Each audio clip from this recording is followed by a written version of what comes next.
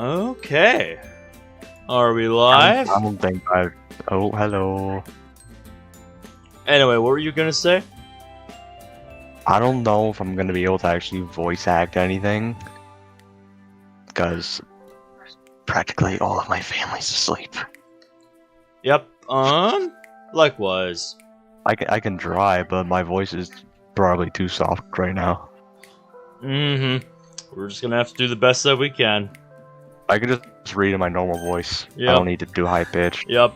Late night session tonight. Did not intend for it to be that way, if you can't tell from what we're talking about here. Mr. Sleepyhead. Yeah, Sleeping, doing a hibernation session. Yep, I went into a mini hibernation unintentionally. And, yeah. I think it's because I grinded myself down playing some Geometry Dash in the server earlier. Because, yeah, I picked that up on Steam. Because it was on sale for $2. Like, how can you not? You know? Ugh, so I've been rediscovering a game that I like. And yeah, it's been a wild ride.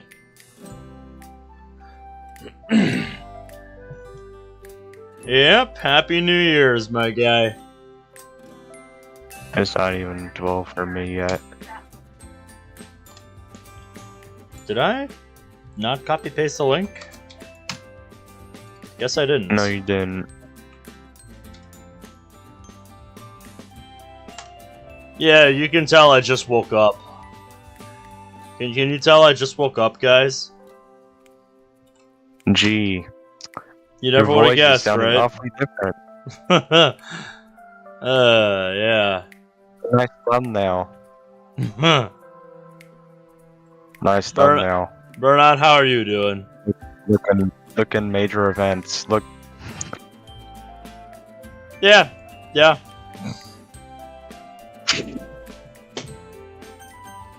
Is that just the default or something? For the series? No. No, look at the... Do you see what I'm seeing? Oh, do you mean that, you know, me putting just my icon and just plays? I don't think we're playing fruits.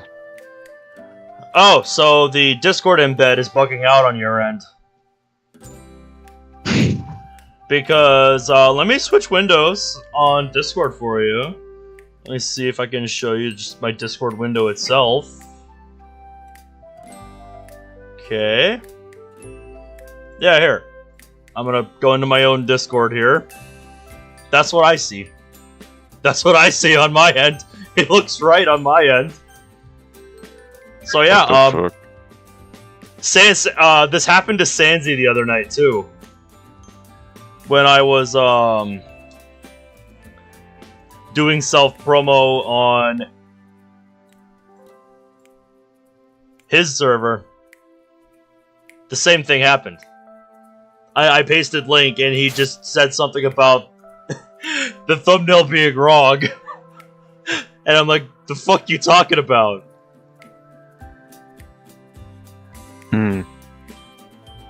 Well, good thing to know it isn't just me then. Yeah. So yeah, Discord embeds just make no sense. Yes, it is a tractor you see. Yeah, like live. Plowing along late at night because I decided to fall asleep earlier than I should. For some that means reason. We gotta go longer. Yeah, you know it does. Let's go.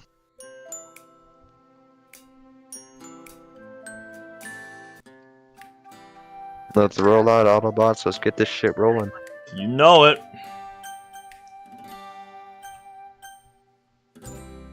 We're not even to the good shit yet. Yep, still gotta get there. So, we'll make some progress on that tonight. Hopefully. You know? If you don't fall asleep again.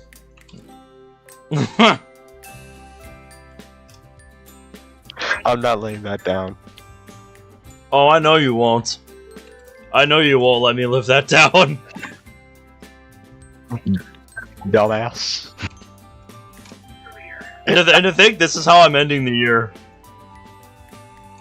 Fucking sleeping. I mean, in White fairness, boy. I'm also trying to get ready for a New Year's Eve shift I'm doing tomorrow, so that's gonna be fun. If you don't know anything about working on New Year's, it's busy. I wouldn't know. I got fired, remember? Yeah, that's right.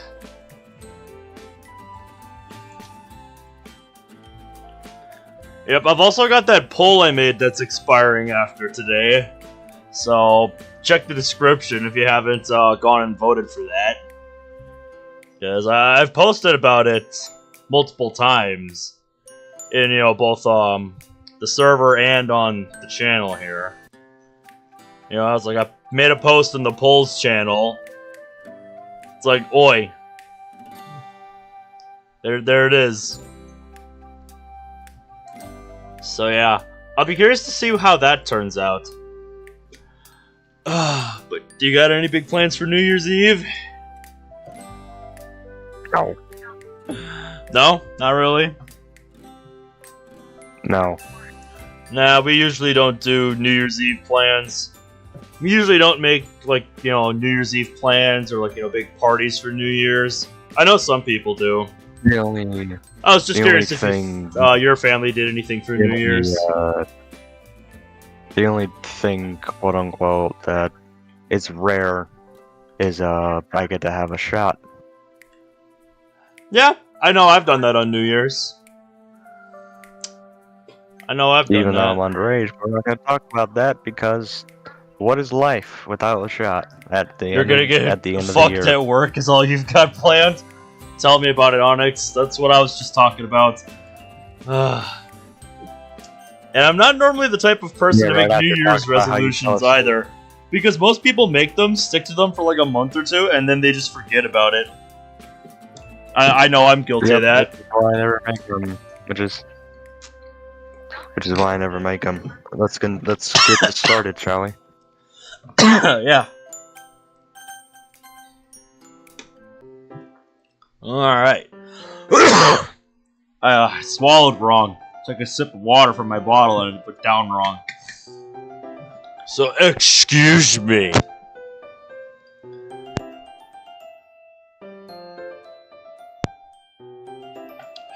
We also finally got some more snow over here. Only took until the last day of the year.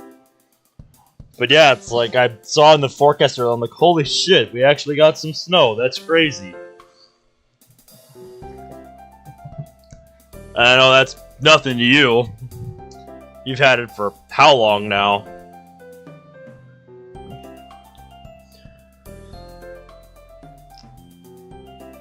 Onyx says, I make pizza. I'm actually going to be making a lot of pizzas for New Year's.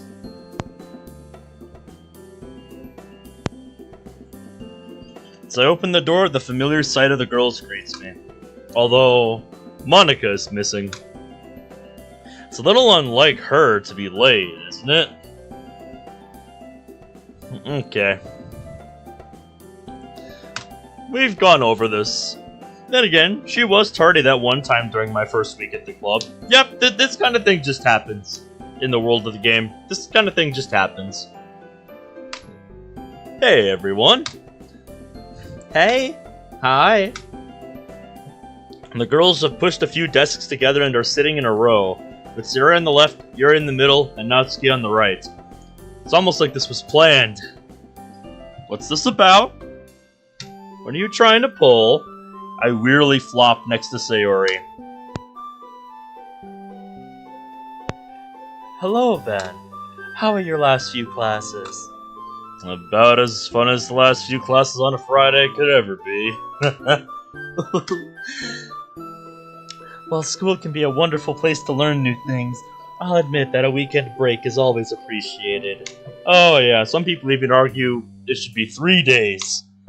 That there should be a better balance, instead of the 5 and 2 balance we have now. Sometimes I'm more inclined to agree with that. I don't know what you guys think about that. It's nice to have a break. For sure. By the way, does anyone know where Monica is? We were just talking about that, actually. She was the one who set this meeting up, yet she's late for it. One can only assume that must mean she's late because she's getting stuff prepared. That would be the natural assumption, but she could also just be behind schedule, so I guess we'll find out whenever she gets here. Yup, Natsuki rolls her eyes. I bet she's playing the piano or coming back from tennis. Or whatever her latest hobby is. I can relate to that. As she says that, the door opens and Monica comes bursting in, an apologetic look on her face. There you are. Let's see what she has to say for herself. Sorry. I'll keep this one brief, don't worry. Sitting at a desk in front of us, she pulls out her laptop and fires it up. Oh? What you got? Were you busy making a PowerPoint or something? There's silence as the machine whirs to life, along with a slight anticipation. Unfortunately, there's still a trace of tension in the air, undoubtedly stemming from everyone's memory of the festival. Because that has not been forgotten. Let's just make that clear. It's not particularly prominent. The club still has a laid-back, cozy aura, but there's just enough to serve as an uncomfortable reminder. Yeah, we still haven't fully gotten over it yet.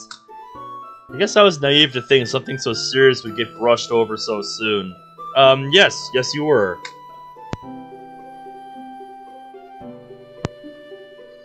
Especially the argument between Natsuki and Monica. Yeah, that was tense.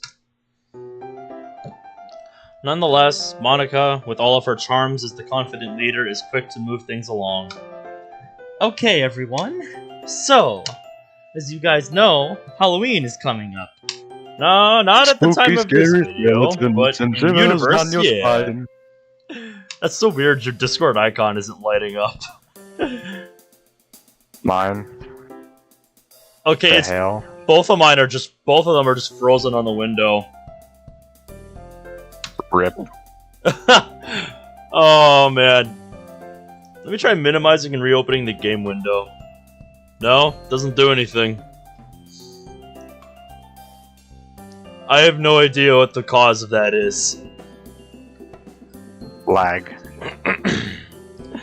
Must be.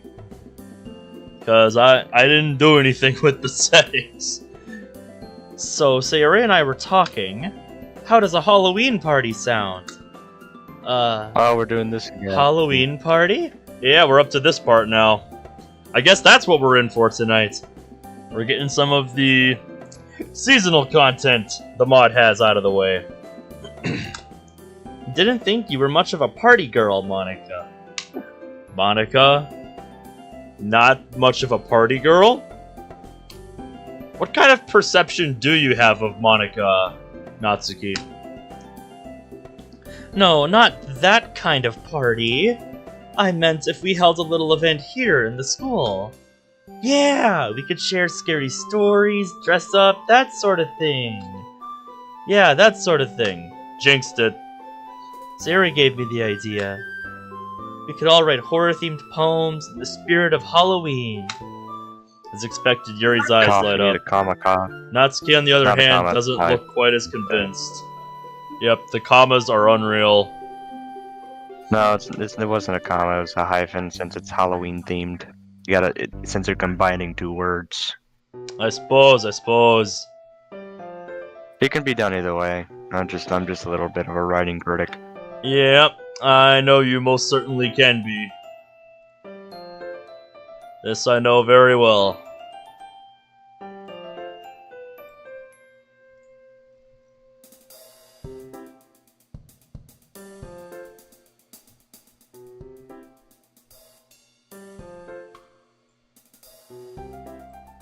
What's going on?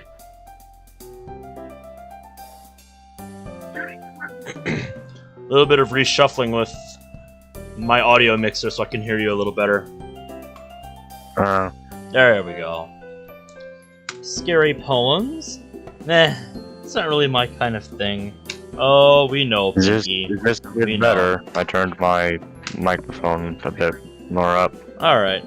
Well, I see it as an opportunity to try something new and grow as a poet. It would definitely be interesting to see what you all come up with. See, that's the attitude to have, guys. Plus, it's been a while since I've done anything for Halloween. I can relate. I was initially against it at first, but Sayori can be pretty persuasive. And I think I should be able to find some time for it, so what do you guys think? A Halloween event, huh? Much like Monica, it's also been a long time since I've done anything for this festivity. Most of my Halloween memories come from the pranks Sayori and I would pull on each other back when we were kids. Though a distant memory, I'd be lying if I said they weren't fun. Yeah, sounds cool to me. I'm in. Although, we gotta tell ghost stories too. You know, we gotta go all out. I think that's a wonderful idea. Of course you would, Yuri. Always quick to judge. Yeah, okay. Yep. I'd get to scare the crap out of you with my scary stories. Press X to doubt and 911 if she falls out of the window. Uh-oh. That doesn't sound good. Also, what's up, DeBombre? How are you? I'm down. Yay! It'll be fun, guys! I have just one question, though. You said we'd hold the event here, in the school. Assuming we would do it while it's dark, wouldn't the school be closed? Huh. Yeah, that's a good point, actually.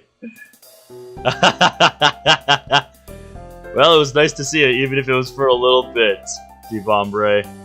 Hope you had yourself a good Christmas. Hope you have a good New Year's. All that good shit. See you around, my guy. Good. Unless we did it Just at one of correct our me. houses. I seem to remember this part. I don't know if we'd have the room, though. Unless you planned on, like, breaking into school after hours. Well... A moment of silence along with Sayori's tone of voice is incredibly telling. Yep. I remember this part now. I'm down. Yep. Let's do it. Because schools totally don't have security. No way. I like the look on Yuri and Natsuki's faces. Natsuki's just like, oh, hell yeah! And Yuri's just like, what? That's great. It's great visuals. You honestly let Sayori talk you into that, Monica. Eventually I told Sayori I was fine with it, but I'm still on the fence about it. Now that I'm thinking Monica about it, says with her mouth could we closed. host a party at one of your places? Natsuki? No. Her dad'll kill you. I like how Natsuki's just so forthcoming. Like, it's a pretty cool idea to break into school. Like, yeah, there's nothing wrong with that. Absolutely nothing wrong with that whatsoever. Oh my god. Really? I love that.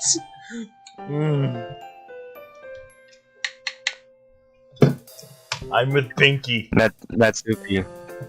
Hang on, I got something funny. Hang on, let me get out of the stream. Alright. Show me. What One you got sec. for us? I need a star a gif. I need to Oh. find it. Okay, you find it. Gotta Yes, have that rebellious I found teenage spirit, right? But what if we get caught? Oh, we'd get in so much trouble. Sorry, Yuri, but I'm with Natsuki here. Wouldn't the thrill of potentially being caught add to the atmosphere? Besides, Ben. it'll probably be pretty creepy in here. At night. Ben. When everyone's gone home.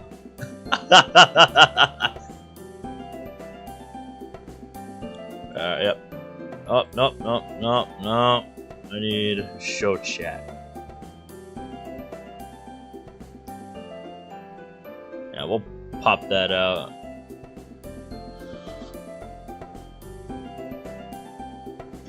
There we go. Ben. Let's see it. Check DMs. Yep. Natsuki when breaking into the school gets mentioned. Now this looks like a job for me.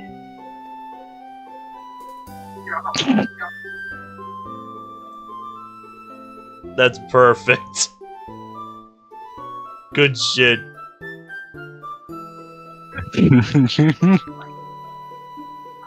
Alright, back to it.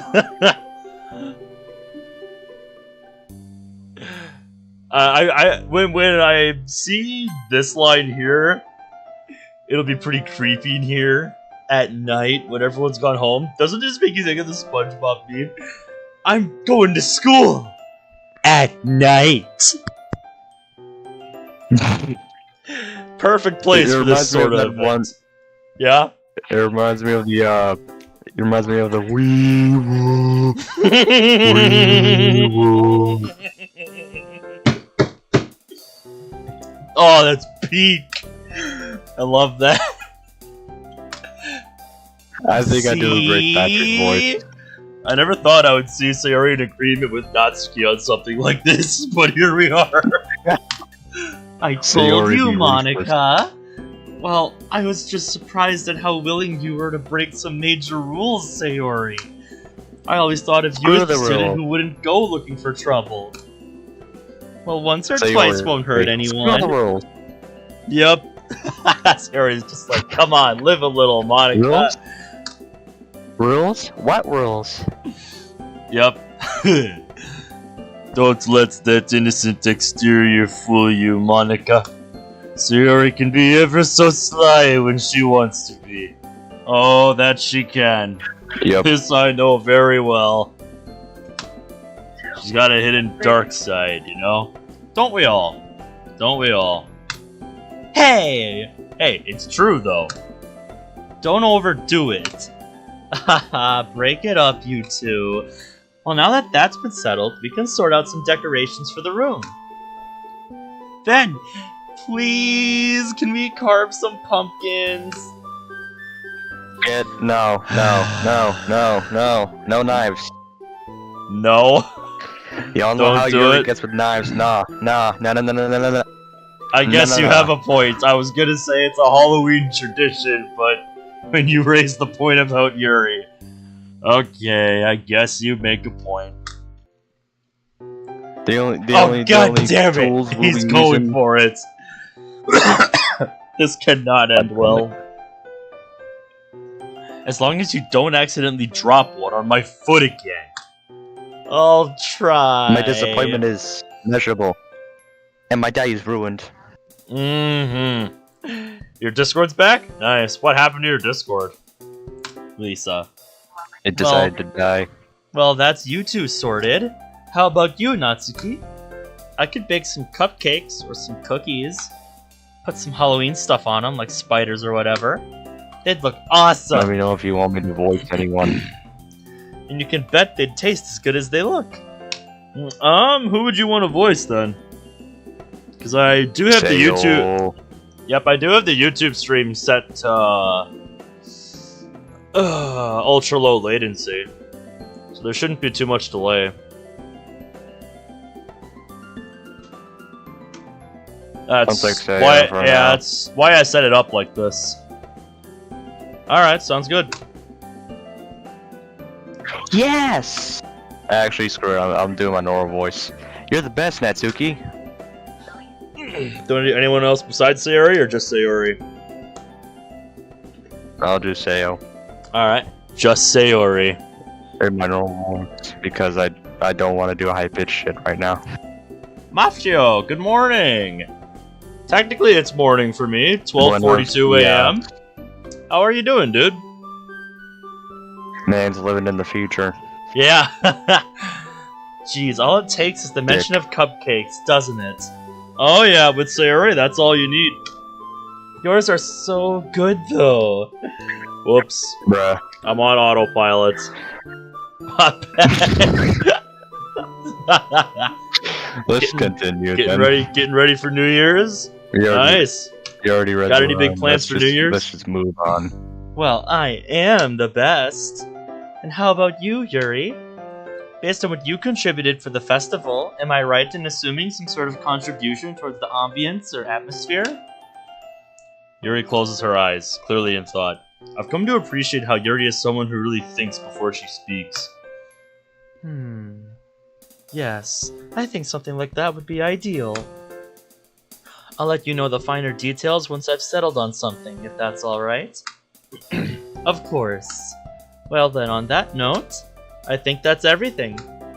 She finishes typing and puts the laptop lid down. Wait! And away we go. Yep. We should all dress up too. Like, Halloween costumes? Yep. Bit old for that, aren't we? That's what everybody tells themselves when they get into their teenage years. Come on.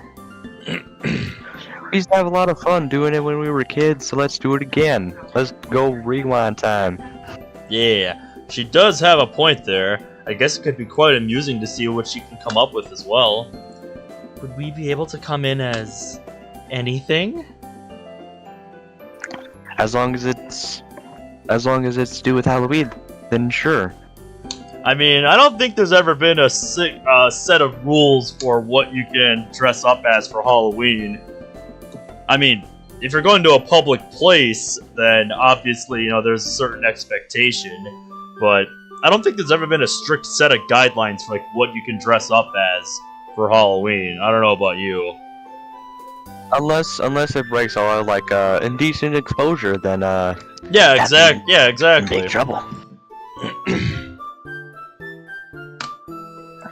Well, I don't really know if I'll have the time. Upon seeing Sayori's face drop, she hastens to speak once more. But I'll do my best. Yeah, I'm in too. Looks like I'll have to get creative as well. Although at the moment, the only thing I want to do now is go home and relax. That's all I did today. Standing up, I stretch and yawn, looking at the clock. Anyway, I'll call the club meeting here. No poems today. Sorry. But I'm sure your Halloween poems will make up for that. Rip any cool Ryuko cosplay? Oof. Didn't notice ya coming, Cyril. How are ya? There's a general murmur of agreement as the girls stand up and pack away. Ready to go, Sayori?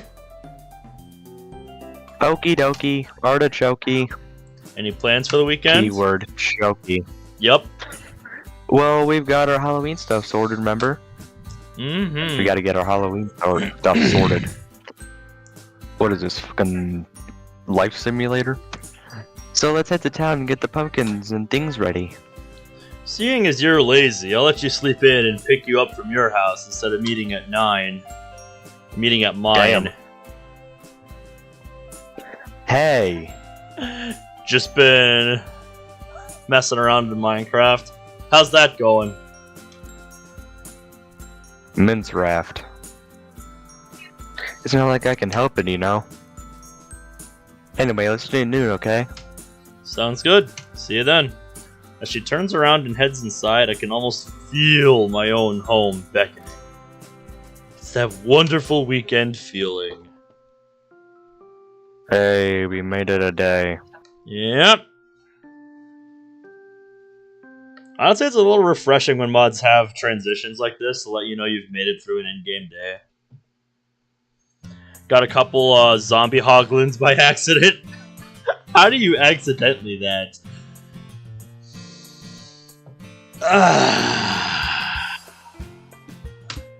That was perhaps the most satisfying night's sleep I've had in a while. What time is it anyway? Wow, it's 10:30? If I was the one who was reading that line, I would have made a Deadpool reference. If you knew which one I'm talking about, you knew which one I'm talking about. Yeah, I don't know all the Deadpool references, unfortunately. I'll tell you then. I'm touching myself tonight. Francis! And then he just tries to kill Francis on a motorbike. About what I would expect from Deadpool.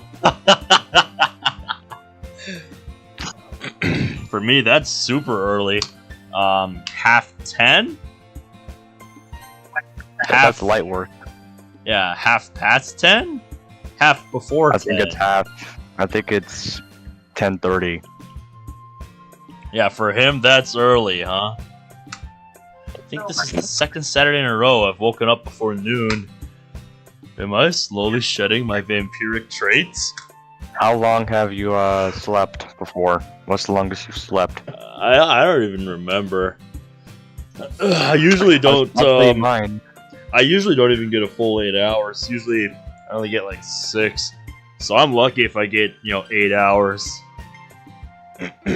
I'll tell you. Maybe mine. after like a lock-in at school, I've slept for like 9 or 10 or something. I don't know. Ooh. That doesn't even beat mine. 13 hours. Wow. Yeah, I'm not the kind of person that usually stays asleep for long periods of time. He says It while almost yawning. took my life getting them into a cell, but I got some zombie hoglins in my house. AFK for a couple outside of my portal in the Crimson biome, and they just made their way into the portal. Fascinating. Fascinating. Yeah, that happens. As I draw the curtains and feel the sunshine flowing through the glass, I can't help but feel really content. That's how I feel looking outside my window now and seeing snow for the first time since, like, the end of last month. Man, we barely got shit up here. Yeah? That is so unnatural for me, but I know, already right? we're gonna begin it. We literally haven't had any all month until tonight. I know for a fact we're gonna begin in either early January or early or late January or early February. Oh yeah, and we're probably gonna get it pretty hard too. Not as hard as us up here, man. We gotta take the hard hits for you shallow boys down there. Oh yeah, that's just how it works. In fact, ever since joining the literature club, even in spite of the festival, my mood's generally been so much better than usual. Maybe it's due to what I told the girls before we started our recitals. It's just nice to have people my own age to hang out with. But what if it's something more than that? Sayori. I've been thinking about her brings that warm feeling back, although not as strongly. Could it be? Am I really starting to like her in that way? As if to interrupt my brain, my stomach grumbles. It's always during moments like this where your stomach's like, allow me to introduce myself. Allow us to introduce ourselves. Mm-hmm. So I'll give this a muse over breakfast. Or, in classic Do sense, I guess feel who's like back? having Back again. today?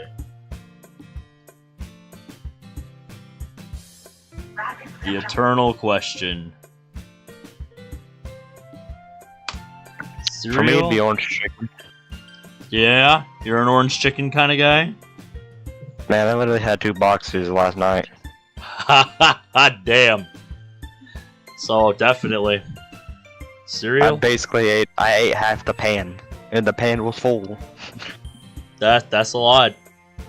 Like, goddamn. I can eat 2 boxes alone in one sitting without even trying. That's incredible. Gained I only don't know. like 2 I don't know pounds. how you guys do it. I only gained like 2 pounds. It's funny. Yeah, definitely is. Cereal, toast, fried eggs, sausage, bacon. So many choices. So Where's little the time. pancakes? Waffles. I think eggs, sausage, and bacon will do for now. Ah, yes. Classic. Ah. Much better. Can see why Sayori mentioned breakfast in her first poem. There I go again, always thinking about her. If I were to be honest, as much as I enjoy all the girls' company, I'd be lying if I said I'd be as excited if I were to spend today with anyone else. Maybe it's because of the history we share, or because Natsuki is a little too cold for my tastes and Yuri is a bit too quiet? I don't Some know. guys find that a kink. Yeah. Since day one, I've always been comfortable talking to Sayori. and that's never changed. Good. Swear, I read somewhere that if you can go years without talking to a friend, then when you finally reconnect, if you're able to get along like nothing ever happened, then it's a sign of a true friendship. Or maybe I'm just looking into this too much. I don't know. I'd say that's pretty special. I don't know what to say you, but I say that's pretty special.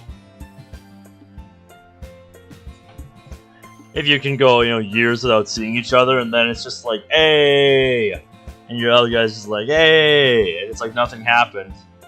It's like, yeah, you're just bros at that point. It's like me and my guy are all friends.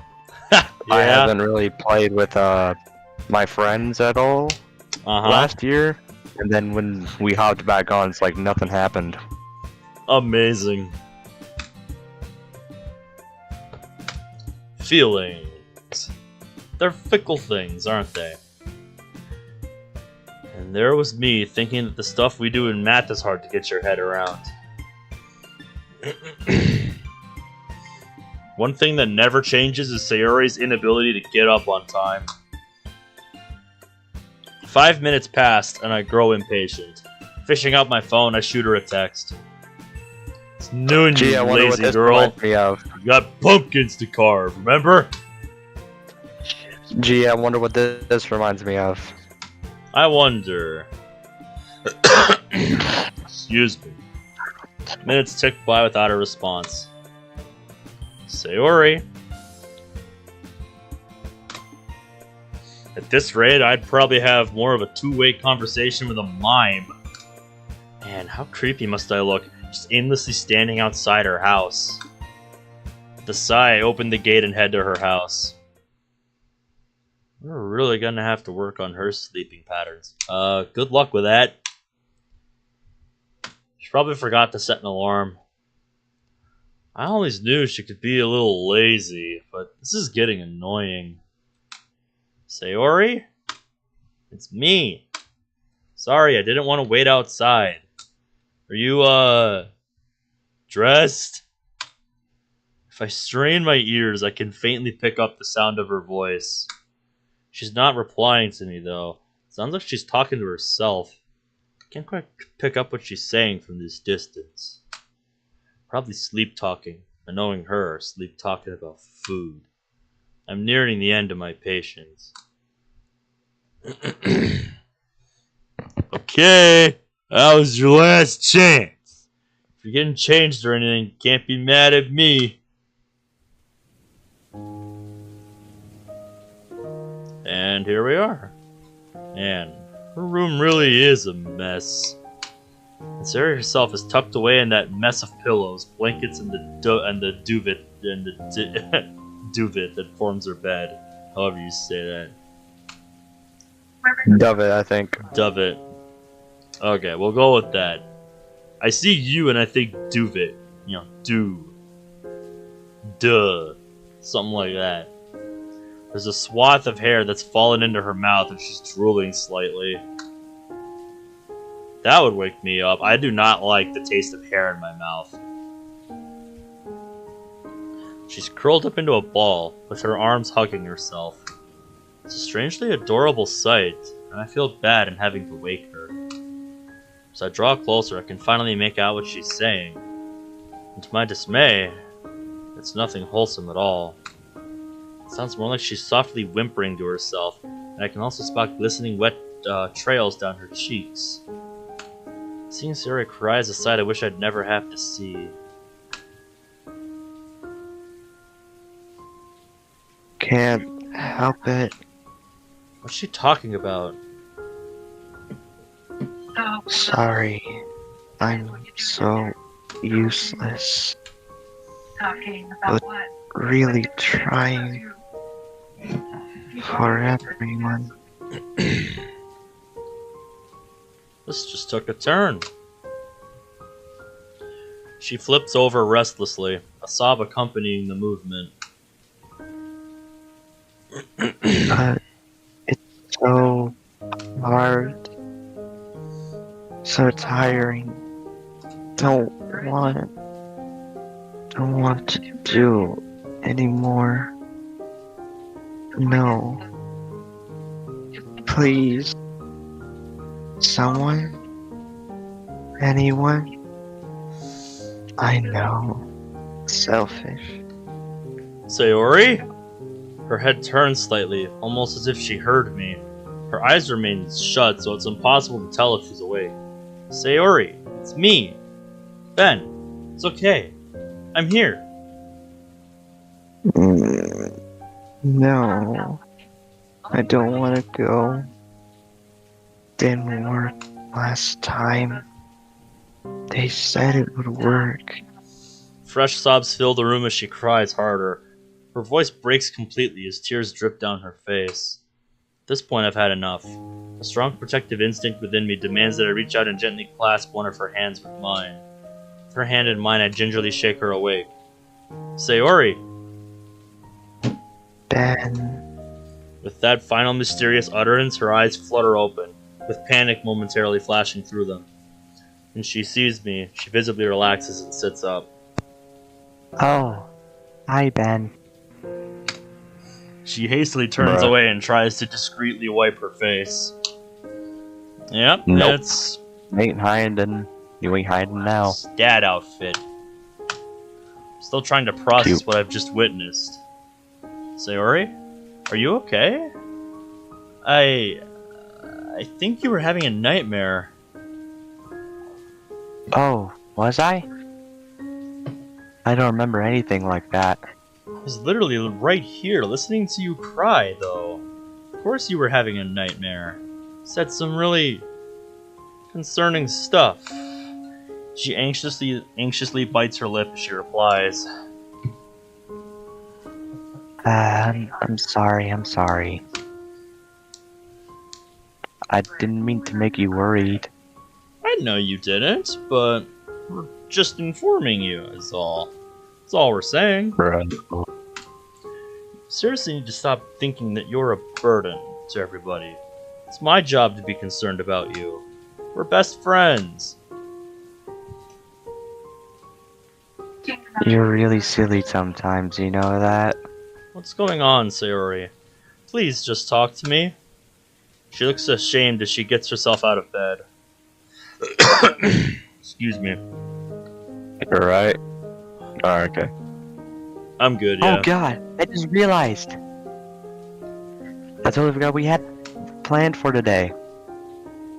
And I overslept. I can relate to that, Sayori. How fitting we get to this scene on a night where I actually overslept. I dozed off looking at stuff on my phone, and then I woke up later, realized, oh shit, why is it like 1:45? What the fuck?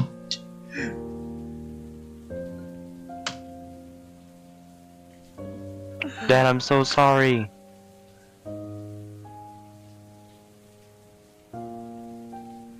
I'm such an idiot. Are you gonna make some more money picks? Or are you gonna go find more? That's Burnout in chat saying that. She flails around and on instinct, I reach out and pull her into a hug. Alright, sounds good. Okay. Alright, see you in a bit, Zach. Clearly this takes her by surprise as she doesn't make an effort to return it, at least initially, but after a while she eventually starts to weakly hug back. As we break apart, Sayori smiles, clearly trying to put her nightmare behind her. Thank you, Ben. You always know how to make me feel better. Anyway, we have a lot to do today, right? Let's get started then. Is she really going to try and ignore the elephant in the room?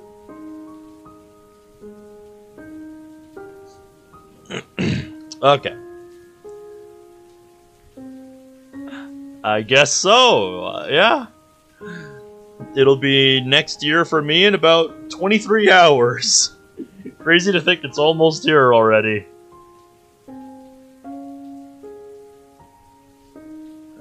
I can't believe that.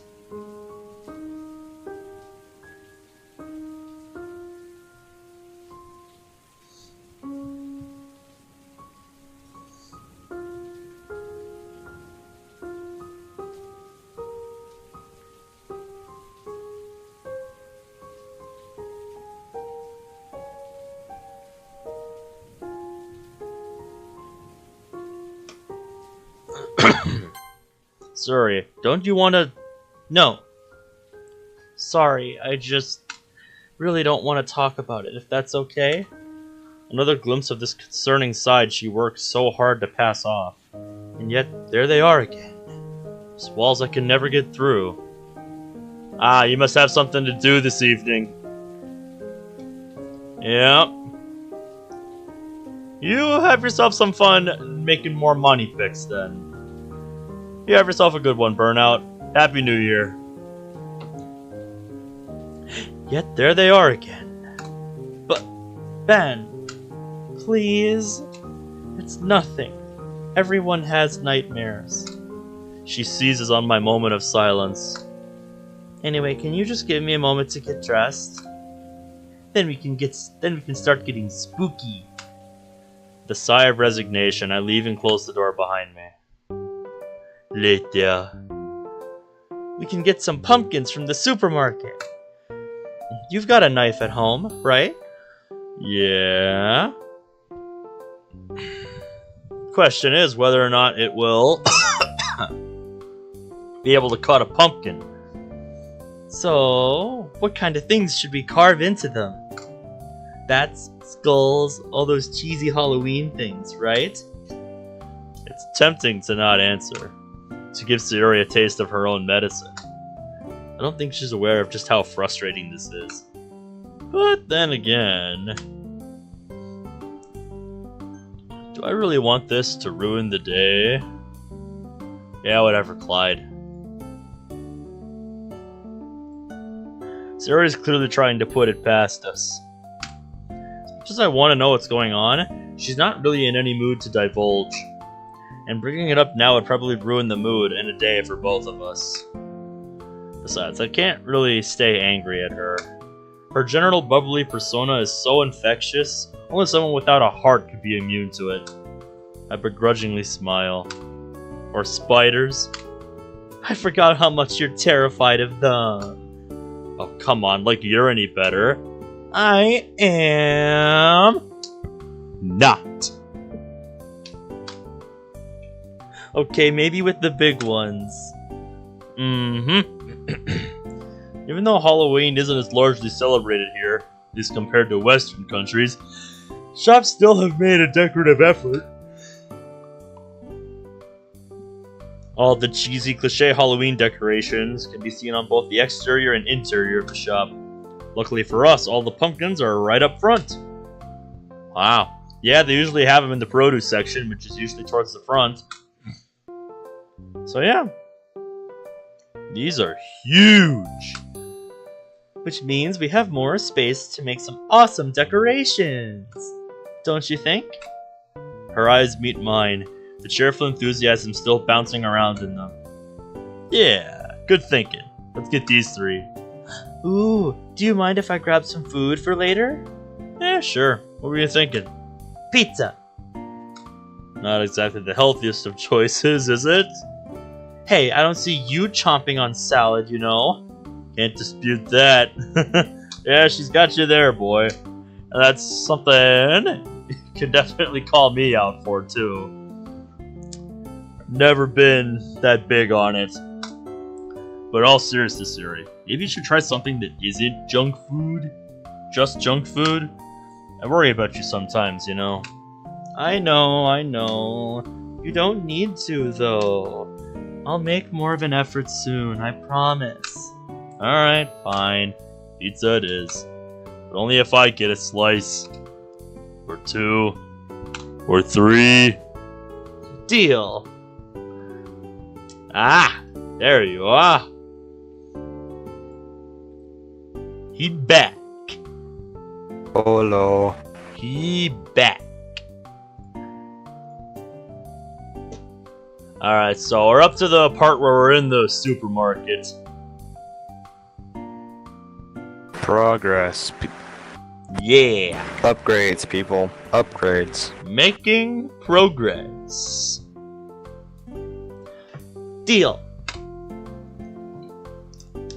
We just picked up our pumpkins and some pizza for later. In an attempt to display my masculine bravado, I volunteered to carry all three of the pumpkins. Big mistake, boy. pumpkins are heavy. In hindsight, given how much my arms are screaming at me, I immediately regret this decision. mm-hmm. Excuse me. Yeah, unless you've, actually worked in like a produce department, you don't realize just how heavy pumpkins are. Especially if you're going for the bigger ones. I can't believe you didn't let me carry any of them. You're so silly sometimes. No, Sweat! Sayori! No! Sweat! No! Don't drop them! What? That pumpkin is shaped like your head. God damn it! I swear to God, I'll throw these at you! You wouldn't dare! It would relieve the pressure on my arms! Bet! Besides, I don't think you'd be able to lift it high enough. I hate how true that is. Emotional damage! Sayori 1. Sayori 1. Ben 0. God damn it, Sayori. Sayori wins. Flawless victory. Fatality. Fatality. So unfair. Taking advantage of the poor Women. situation I'm in. Yep. I nailed it on the head. Women. Not true. Yes, it is. If I recall correctly, you're the one who insisted on carrying these. She adopts a comedic, super low male voice.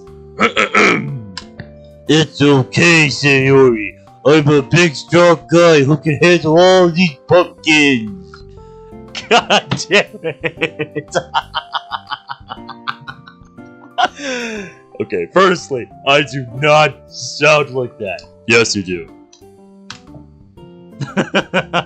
Come on, you have to admit it's pretty accurate. You'd be surprised. Oh, yeah. Right? An innocent smirk is my only response, which turns into indignation as I blow a puff of air into her face. Ooh. It's the little victories in life. Still, you shouldn't have taken all of that on by yourself, boy. How stupid. So, which shape should we go with first? Let's just keep it simple for now. You can just go with a generic jack-o'-lantern face. I'll pull up a reference photo on my phone. We've got to start by scooping out the insides, though. Yep, that's where you need some actual tools to get the top off and get in there. So let's cut a hole in the top. The look of steadfast determination, she slices away the top of the pumpkin, exposing the contents within. She looks really cute with that look on her face. I agree. One of my favorite faces in the entire game. That just... oh, mouth hanging open a little bit, look of seriousness on her face, like, what? That look of just concentration. That look of derpy concentration. Bruh. Honestly, looks like me when I'm trying to concentrate on Geometry Dash or something, since I've been getting back into that lately. Her nose is scrunched up and she's focusing intently on her task. The best part is, she's so oblivious to how endearing she really is. Come on! Don't be afraid to get your hands dirty. Okay. Oh man, it feels so cold and sticky. Slow but steady work. As you scoop out the inside, I do my best not to focus on how soft her hands and arms feel as they brush against mine. There! Now my hands are all sticky. Yeah, mine too. We have a sink right there, you know. Say, do you want a new hairstyle? I grin and reach forward, aiming for Sayori's head. Whoa! Don't you even think about it. Okay. I won't. I hold my hands up as a sign of peace. Sayori remains backed up away from me, a suspicious look on her face. Oh no. Don't be lulled into a false sense of security, boy. As she lets her guard down and comes closer, I dart forward and boop her on the nose, leaving an orange smear. Hey! Meanie. I'm gonna get you for that. Only if you can actually catch me. I laugh and dart away from her strike. Sayori has never been particularly coordinated, so it's pretty easy to dodge her clumsy attempts. She comes in for another swipe. I catch her wrists with my hands. She's squirming and wriggling, doing her best to escape my grip. That is my favorite face. Unfortunately, due to the slipperiness of the pumpkin coating on both our hands, my grip isn't as strong as I'd like. She manages to twist her hand free and lands a respectable orange smear on my cheek. Aha! Now it's even. Told you! Her victory is short-lived as I manage to return the favor down her neck. Whoa! Okay. Truce! For real this time. No tricks? No. You still have to carve the pumpkins. Okay, fair enough. After we wash our hands, Yuri takes out a pen and starts to trace a face onto the pumpkin. Looking through the cupboards, trying to find a knife that's big enough. Ah, this one will do. Doesn't have an actual carver for this. How's this? I wander over to the left of Sayori. This is unfair. How is it that a girl who was late to wake up and get ready still smells really good?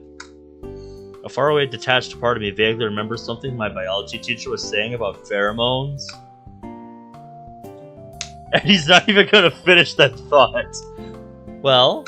Bruh. Yeah, it smells great. Smells? Oh no, he merged the two thoughts! Damn it, that's my job! That's my job to merge thoughts in my head while I'm talking. Shit. Now she knows. Now she's... God damn it. She's wary. Smells? Huh? Damn it, did I say smell instead of look? That's like when I say the wrong team for one of the two teams that's playing for like a football game. Because I think it's, two other teams playing.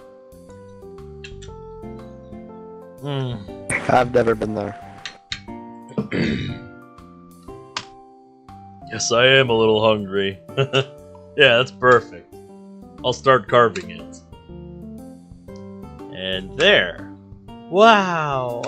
That looks great! We make an awesome team, don't we?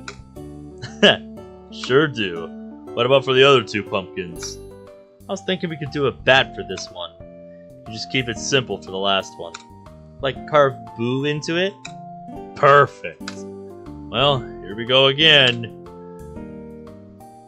Several hours later. And we're finally all done. 1 eternity later. That's how I like to think about some of these transitions. It just fits so perfectly. Our handiwork sits proudly in front of us. Job well done. The others are gonna love them! Hey, I just realized. We must look like two proud parents. Except our kids are pumpkins. How the hell does that even work? Sayori breaks out into giggles. Ben, you've always been really funny. You know that? One of these days I'll learn how to take a compliment from the opposite sex. But today is not that day! Especially when it comes from someone I think I'm starting to fall in love with. Unfortunately, today is not that day. As I feel my cheeks heat up, be very surprised if Sayori didn't pick up on it. Anyway, I've had a lot of fun today. Sadly, I've got a lot of homework to get on with. So I'm gonna have to go. But I'll take a pumpkin with me. Anyway, I'll see you on Monday. Oh, and look, I know you're concerned about me. About what happened earlier. Please, just try not to worry too much or anything. I'll try and tell you when I'm comfortable, okay? Hope you enjoy the rest of your weekend. With a click, the door closes behind me.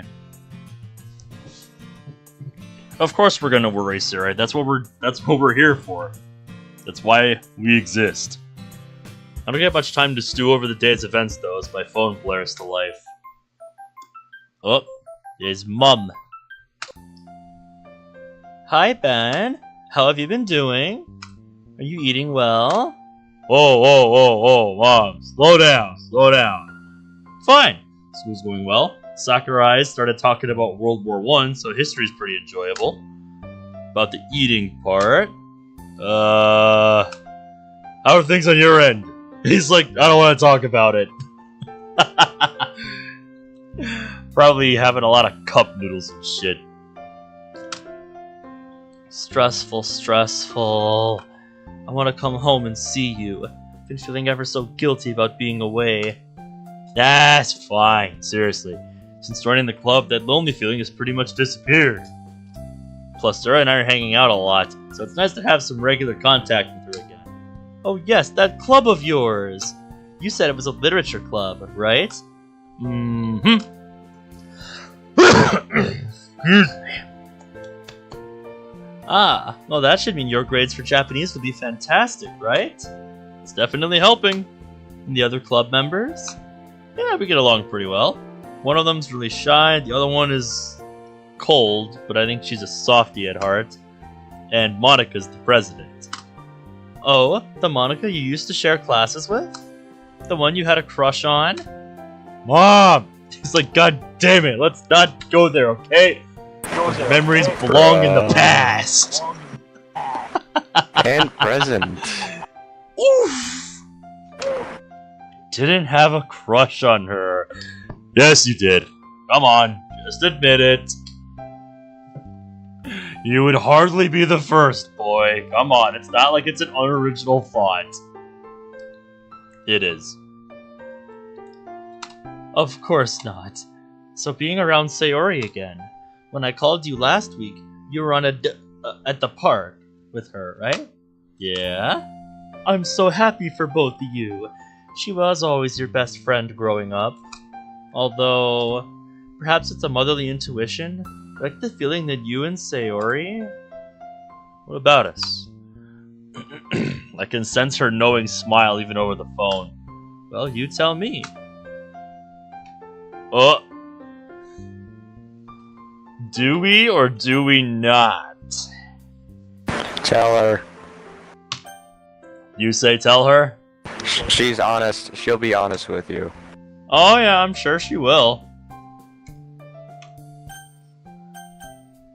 Alright, we'll go with that then.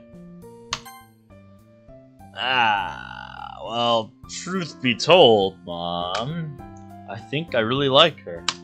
Like in that sense. Ah, yes, I did think this day would come eventually. Look at my little boy, all grown up. Falling in love with the girl. Mom! Sorry. I guess I should have seen this coming. Given the way you used to act around her as a kid. Always looking out for her, protecting her from things that scared her, sharing your food with her. Quite the gentleman you were. Really? Yeah, he didn't see it that way. Because I mean, you just don't think about it like that as a kid. Like, let's be real here. You just don't think about it that way when you're a kid. That kind of thing just doesn't even register. It's just like, you're just being kids. You do what you think makes the most sense. You do what you think is right. It's like, bruh, you don't even think. You just do. You just do it.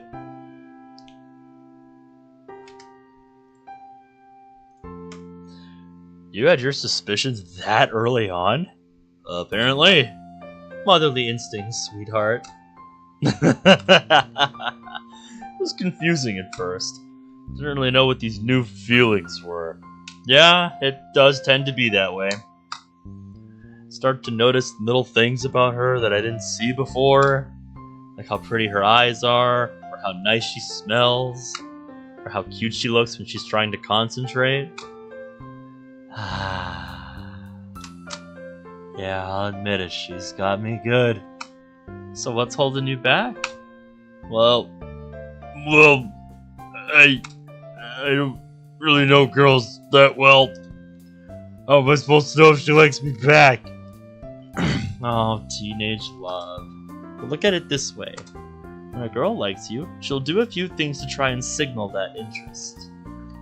Does she maintain eye contact with you a lot? Laugh at your jokes? Offer to come with you to places or invite you along? Compliment you? Kind of, yeah. She does a lot of those things, boy. Come on. Take the hint. Alright? I mean, a lot of those things, yeah. Come on. He just needs to take the hint. Sometimes she acts a little bit off. As in, there's days where she doesn't really want to talk to me or anyone else. Something that she's hiding. She keeps her walls up and doesn't let me in. But today, she was having a really bad nightmare. Saying stuff like she's really tired. She feels bad for being useless. But she never wants to talk about it and just brushes me off whenever I try and help her.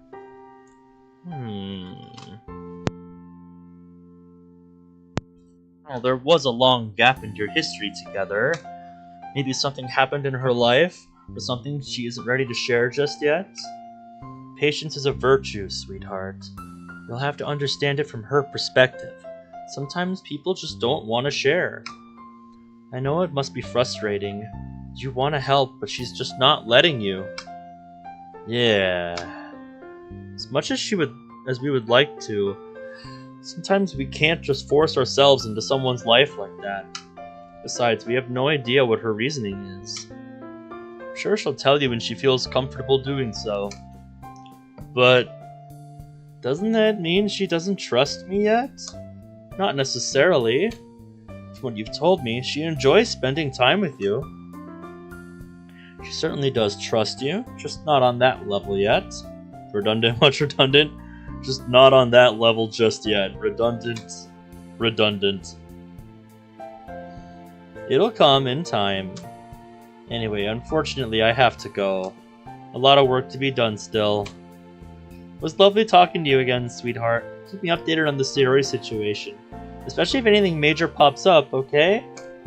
Sure thing, Mom. Thanks. Your advice has been really helpful. You're very welcome, darling. Bye!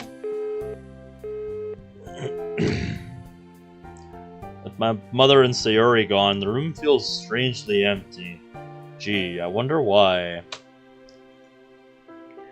So I meander upstairs into my room and flop onto my chair. My mother's words echo in my mind.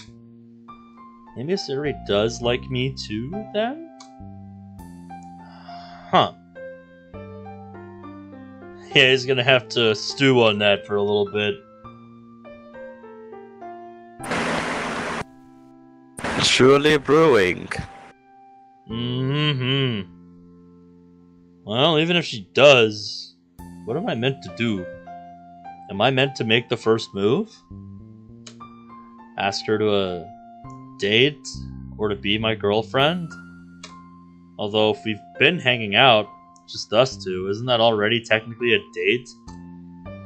God, it's so confusing, isn't it? I don't even know. I think I'll just see how the next couple of weeks go and not push anything. Don't force it.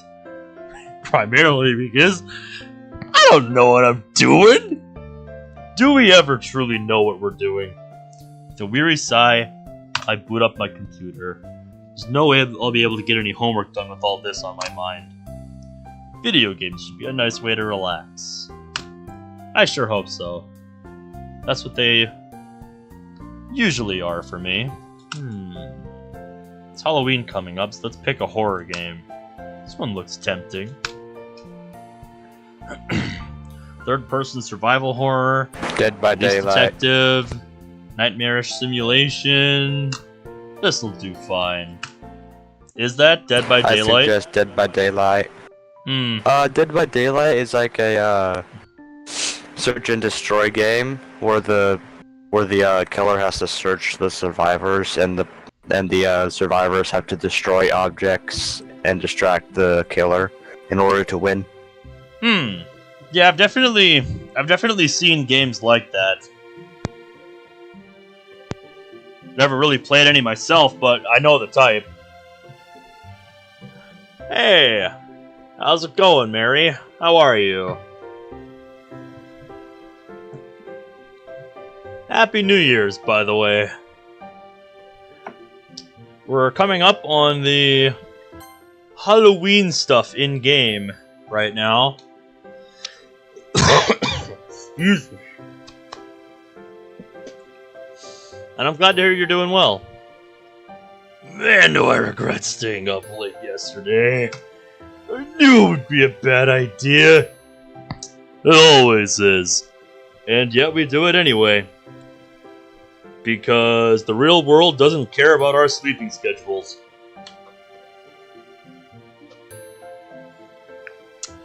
And thank you. You got any plans for New Year's?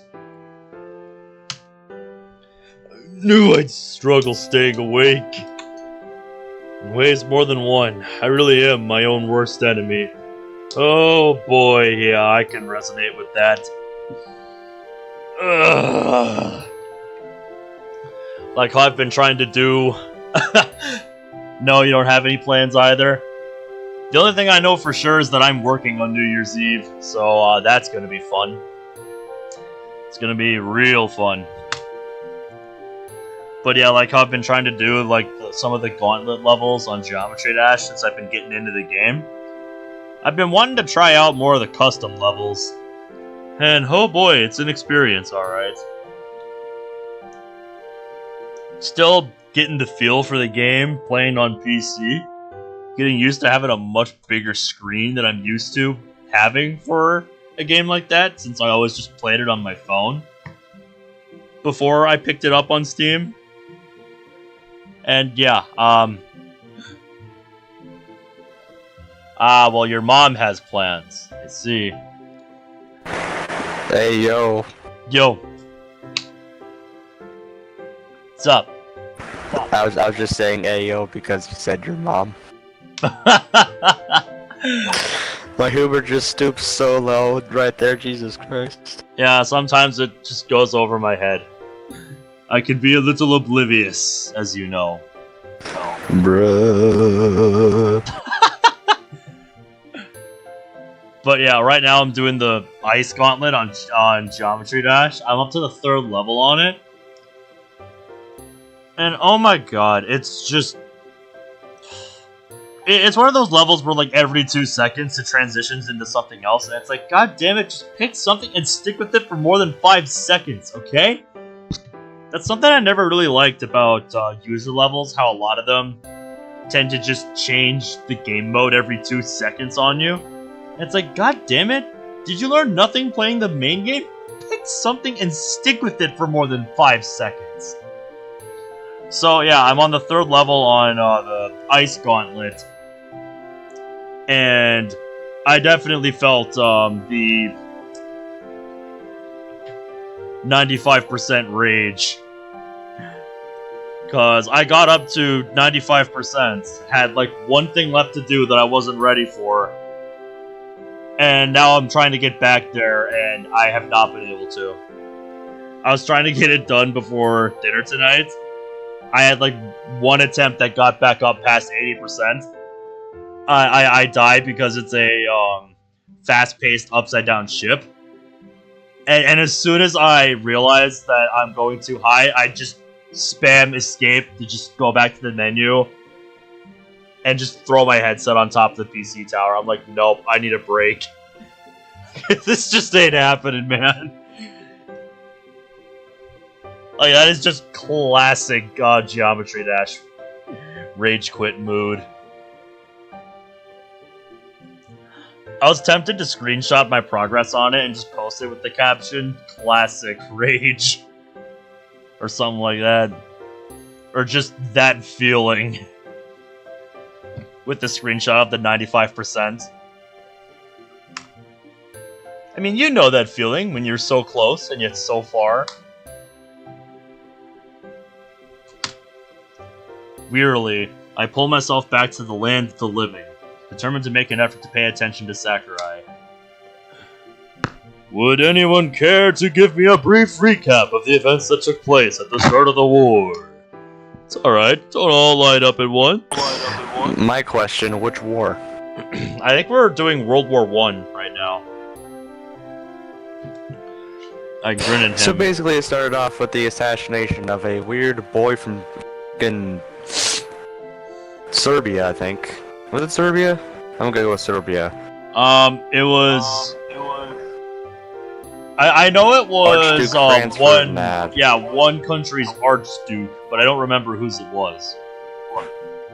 That basically kickstarted there the we war. go. Austria-Hungary. Ah, okay. That's who it was. Gotcha. He got assassinated by the Black Hand, and that started off the catalyst of all the allies coming in. Yep. Of secret alliances, and then Germany had to take the blame at the end because they are Germany and they are communists and we hate Germany. Yep, and then a couple of decades later, they did it all over again. Thank you, Hitler. Yep. I grin at him, marveling at how his humor is possibly the only thing keeping me awake. I hope he doesn't ask me, though. It's hard enough staying awake, let alone actively contributing. Luckily, Sayori spares me from that possibility, giving him a perfect answer. Well explained. Your teacher definitely deserves a pay raise. He chuckles to himself, carrying on. I like that. Keep dreaming. Yep. Well, I paid attention for a couple of minutes.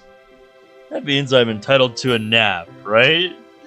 That's certainly that's certainly how some people have their attitudes at work, but it's not a good one. And thud. He's out like a light. Just like that.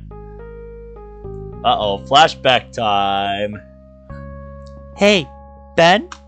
Yeah? She looks shyly at the ground. Do you think we'll be friends forever? What do you mean? Like, we're pretty young, and we've been friends for a while. When we move to junior high school, we'll still be friends, right? And even when we move to high school... Hey, Sayori, where's this coming from? Of course we will be. Ooh, that's a sentence that aged like milk. You're my best friend. I always enjoy hanging out with you. You're my best friend too, Ben. You've always been really nice to me. I just don't want to lose that. Sayori, you're being so silly. I know. I have an idea. Something that means we'll always be friends. Ooh, what? We should get married. Slow down, boy. You're, what, 8 years old? Slow down, boy.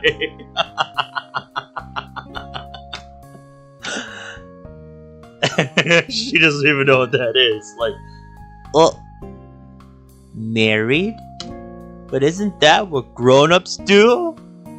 Alright, Mary, have a good one. Happy New Year's. Sayonara. What did I say? What did I say? yeah! But we're 8 now!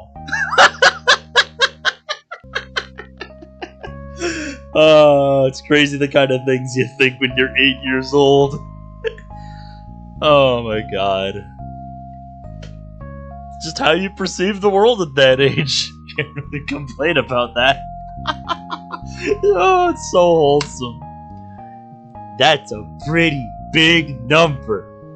In your head, not in the eyes of society. Anyway, Bruh. what do you think?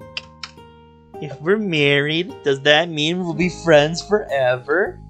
I think so, yeah. I mean, my parents are friends, and they're married, so that must mean that's how it works, right?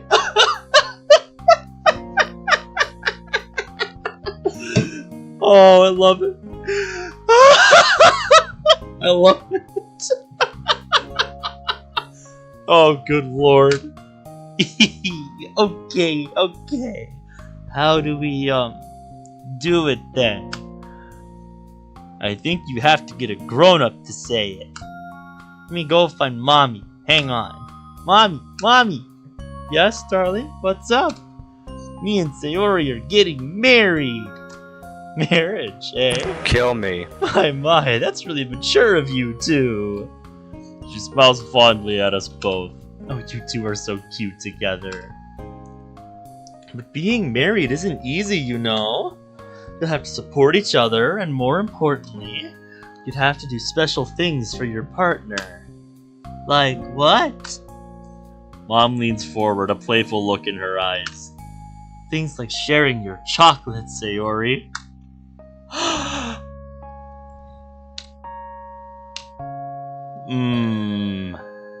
The horror! Do you think you could do that? And Ben, you'll have to compromise too. What does that mean? Well, let's say that one day you wanted to play video games, but Sayori wanted to go to the park. What would you do? Easy. Go outside first, then come in and play. Come on, Mommy, this marriage stuff is so easy. Oh, if it were that easy. Well, you're clearly ready then. Yeah, that's what I thought. We'll be best friends forever. Even in 50 years? Even in 50-100!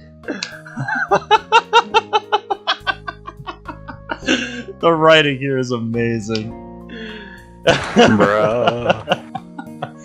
So 5,000 years. Wait, that's a big number, right? Yeah, 5,000 years. 5 millennia.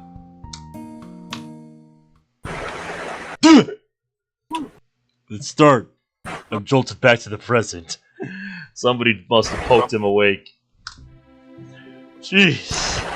This is the kind of history I expected to learn about when I started this class. Man, where did it all go wrong? We used to be inseparable.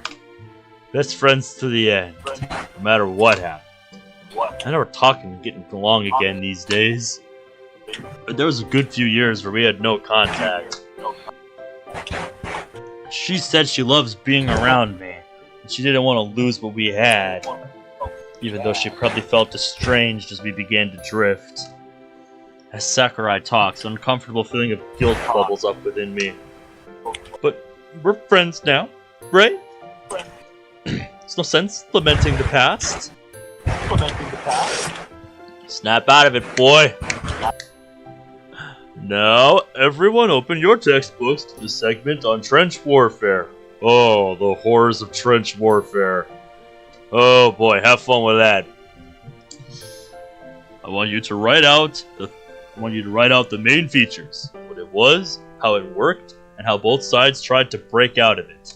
It looks like I can't get away with just idly listening in the background anymore. For a while the bell rings.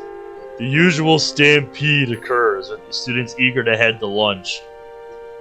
I was either one of the last people out of the room, or one of the first, depending on how ready I was for the bell. As I'm making my way over to the courtyard, I spot Natsuki. Hey Natsuki, how are you doing? Oh, it's you. I'm alright, I guess. There's an awkward moment of silence. A given, I suppose, as this is one of my first times talking to Natsuki one-on-one. Looking forward to the Halloween party? Should be fun, I guess. By the way, I don't suppose you've seen Sayori, have you? Don't you guys walk to school together? Yeah, but she wasn't there this morning. I wouldn't reply to my texts. I ended up walking alone. Huh. Weird. Nah, haven't seen her. I'll tell you if I have. Thanks. I'm on my way to have lunch if you want to join. No, I'm good. I've already eaten anyway. Oh. Okay. See you around then. She dismissively waves and turns away. Wonder if she's like this with everyone she meets. I don't have much time to ponder the question, though, as I once again spot Yuri on my way to the courtyard. With Sayori absent, I don't really feel like sitting alone. Yuri seemed happy to talk last time, and I can't imagine today would be any different. Hey, Yuri. Once again, my greeting startles her. It's sadly comical, although I do feel a little bad for making her jump. That's like last night when I was playing in the server. I was so focused on what I was doing, I only noticed in the middle of an attempt out of the corner of my eye, wait a minute, the door's open. I could have sworn I just closed it a moment ago. And then, after a death, I look up and realize, oh, hello, Dad. It's like, damn, when did you get here? Nah. That was funny last night. He was at his buddy's place playing poker. And he got home, I think, sometime after, I want to say, 2 in the morning. So, yeah, it was certainly unexpected. Ben. Sorry, I didn't expect you again. I'll stop being a ninja. I promise. No, you won't. She laughs softly, closing her book and pulling out a box of food. Mind if we sit outside again? She nods and stands up. I just hope this doesn't backfire on us. By the way, have you seen Sayori around today? Sayori? Did she not walk with you? Nope. Didn't meet me in the morning, didn't answer my calls. Just wondering if you'd seen her around or anything. I can't say I have. My apologies. No worries, I didn't expect you to. I don't think she came to school today. Temporary lull in conversation feels a little awkward. Yuri isn't the greatest with leading a conversation or diverting in public. Or diverting a topic. Where did I see public in that sentence? I don't know. Sometimes I think I'm dyslexic. Although, can never say I have, officially been diagnosed as such. I wonder if, anybody in the medical field, analyzes some of these streams that I do where this happens frequently, and could actually, tell me if I am. That would be interesting to find out. She's fiddling with her hair. Yeah, it would. You get a random email, and it's just your FBI agent saying that you're dyslexic.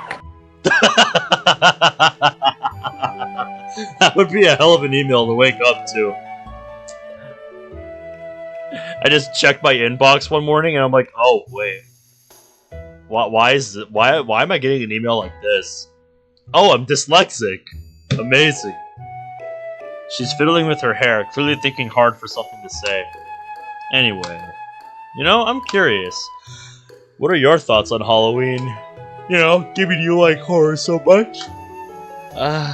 Well, are you sure you want to know? I'd hate to bore you. No, not at all. I asked you specifically, after all. Wouldn't bore me in the slightest. That's what we're here for, after all. Well, to be truthful, while most people typically feel frightened by all of the monsters and horror villains that come out to play, Halloween, ironically enough, makes me feel safer. Oh? Why's that? I feel like I belong, if that makes sense. That's not weird, is it? Ugh. Yuri. Seriously. You don't have to worry about it. I'm not gonna make fun of you or anything, I promise. What do you mean by you belong? Well, it's a day where most people get into the spirit of horror. If only for one day, it's a day where the macabre become the norm. I get a sense of belonging from it, because Halloween is typically comprised of horror stories, movies, etc. Although I'm not much of a fan of the commercialism. That's how I feel about Christmas. It detracts a little from Halloween's actual meaning. Oh, you mean all the cheesy bats and spiders and skeletons and shit they hang up in stores? Precisely. Yeah, it's understandable. There's entire stores that pop up around Halloween that just are dedicated to nothing but selling Halloween decorations. It's kind of crazy how they just spring up out of nowhere. I'll admit, I'm not huge on horror, but Halloween's always been fun. Sorry, I used to prank each other, scare each other with stories, that sort of thing. Obviously, we haven't done that in a good few years. Another pang of guilt. Spending such a day with someone else.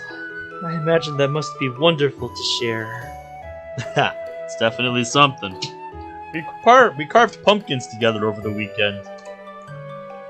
We'll be bringing them to the club, actually, so you can check them out. Nice. I look forward to it. Back to your initial question, though. As frightening as horror villains can be, I would be hard-pressed to deny that their personalities or motives are interesting. Take Frankenstein's monster, for instance. The very fact it isn't given a name, and only referred to as the monster, makes you think it would behave like a mindless beast. Yet once it's created, it is unaware of its own identity and even becomes frightened. It's even able to forge relationships with a family of peasants, and even saves a human girl. Yet it is continually misunderstood, even being shot for its efforts. Put simply, Yuri, people fear what they do not understand. Even after being mistreated by its creator, it still mourns the creator's death. Hardly the behavior and emotion you'd expect a typical monster to display, don't you think? Well, can always count on Yuri for a thought-provoking discussion, that's for sure. Oh yeah, of course you can. You put it like that, I can definitely see what you mean. I guess just by labeling something as a monster, people automatically assume it must behave like one, right? Yeah, because most people are sheep. Most people just go with the flow. They don't do any actual digging for themselves.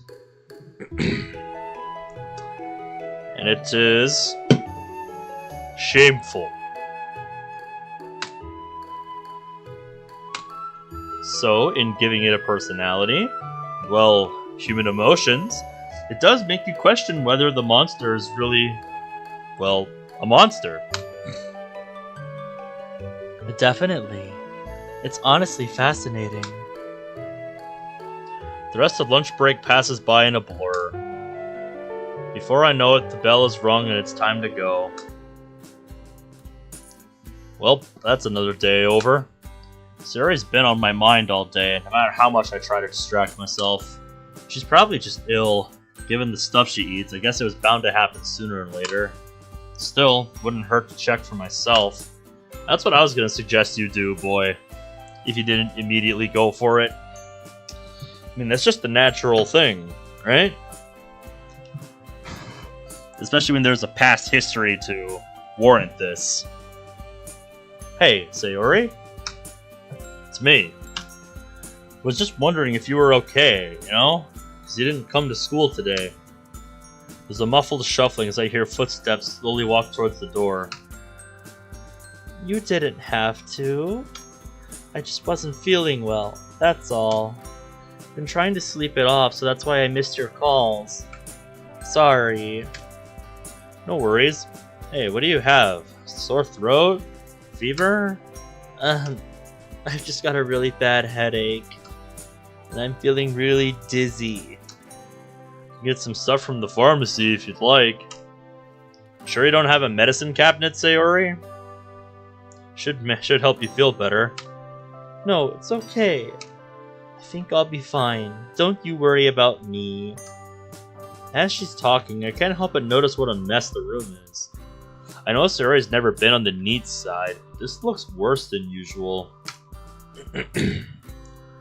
Oh, you're taking medicine for your headache already? Huh? She frantically follows where I'm pointing to and swiftly hides the medicine packet in her pocket. Oh, those. Yeah. See? You don't have to get medicine for me after all.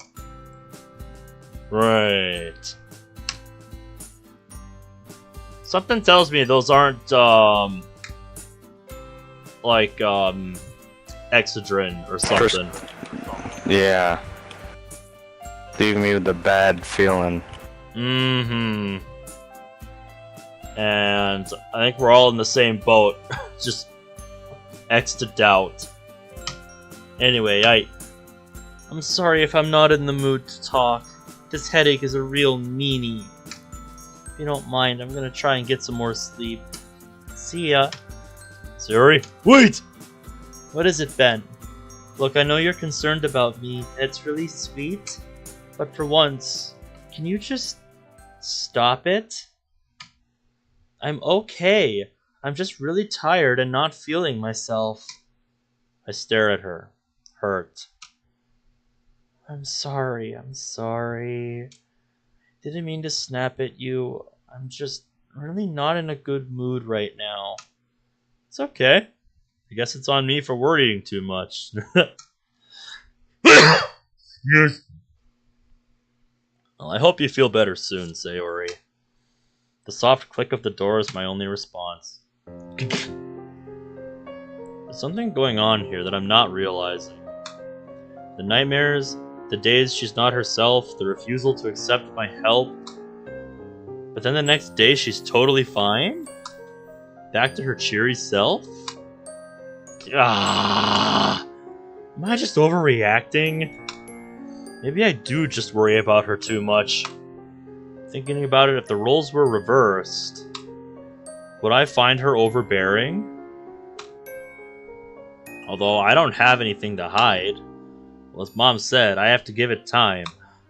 So I guess all I have to do is wait.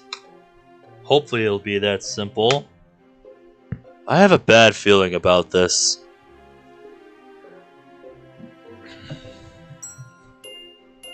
For now, I'll just play along with her and try to dial back my concern.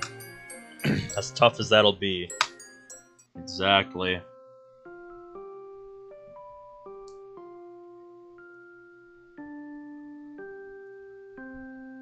I'm also very concerned. Mm-hmm. Oh. I was gonna say, I recognize this music.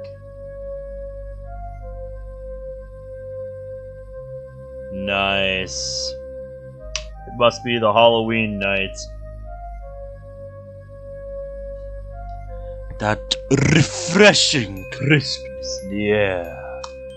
The vibrant flurry of reds and oranges and yellows gently swirling down from the treetops. It's definitely autumn.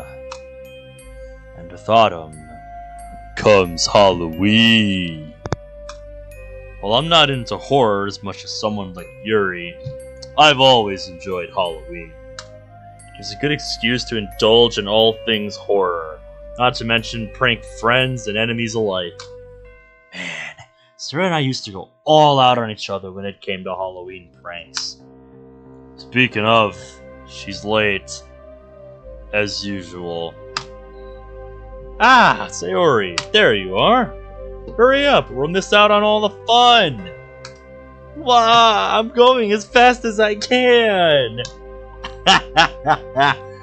Oh man, forgot how good the Halloween costumes were from this mod. I know, right? That's good stuff. Finished my final day at your previous job. Now on to the second job arc. Nice. You're also just in time for the Halloween stuff of the mod.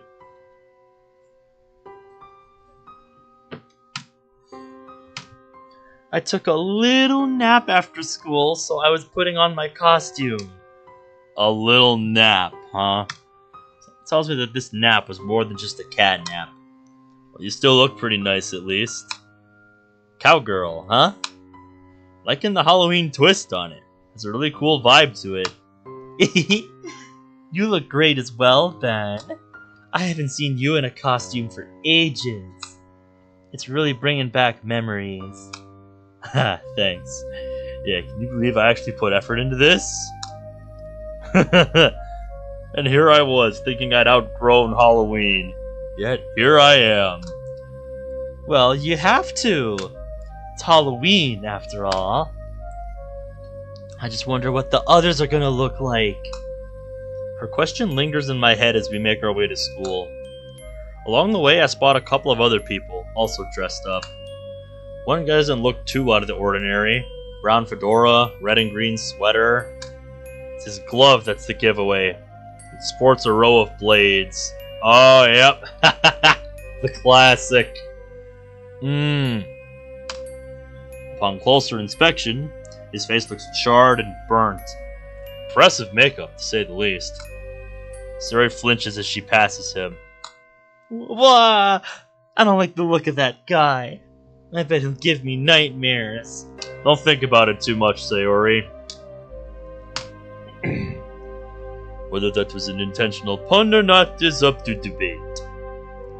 Ooh, look at them, Ben. Can't help but grin as I see what Sayori is pointing to. A group effort, with one person in a brown Great Dane dog onesie.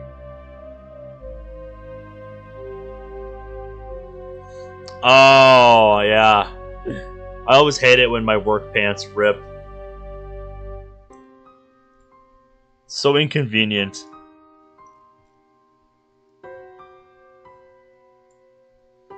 There was what I was gonna say. Turn it up a little bit. Because the Halloween music is really good for this mod. Yes, it is. It's one of my favorite tracks in the game. Next to him stands a nervous-looking guy with shaggy brown hair, while a confident-looking blonde man leads the pack, accompanied by two women. It's a pretty big contrast from the costume we saw beforehand. The walk to school feels more like a parade, the variety of characters ranging from horror to cute, western to eastern. A creepy-looking pale girl with jet black hair covering her face ambles past us without a word. Oh, yep. That's another classic right there. Sayori clings to me. Why do people have to dress up so scarily? Because it's Halloween. That's why. It's all part of the get-up, Sayori. All part of the season. Well, it is Halloween.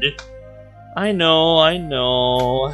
It's just that some of these costumes and the makeup are so convincing. I squeeze her hand gently. Sayori, they're just people having fun. Look, I'll say hello to the next one. You'll see they're just celebrating Halloween. It's nothing to be afraid of. She doesn't look very convinced, but nods anyway. What could possibly go wrong? The next person to walk by us doesn't look too scary. Kinda looks like a janitor, with dark overalls and an expressionless white mask. Sure, the mask is a bit unsettling, but at least okay, never mind, he has a huge knife. Hey, nice costume! The masked man doesn't reply, although he does stop walking. Now he's just standing there wordlessly, looking at us both. He is fully in character, that guy. That's commitment. I like that. I like that a lot.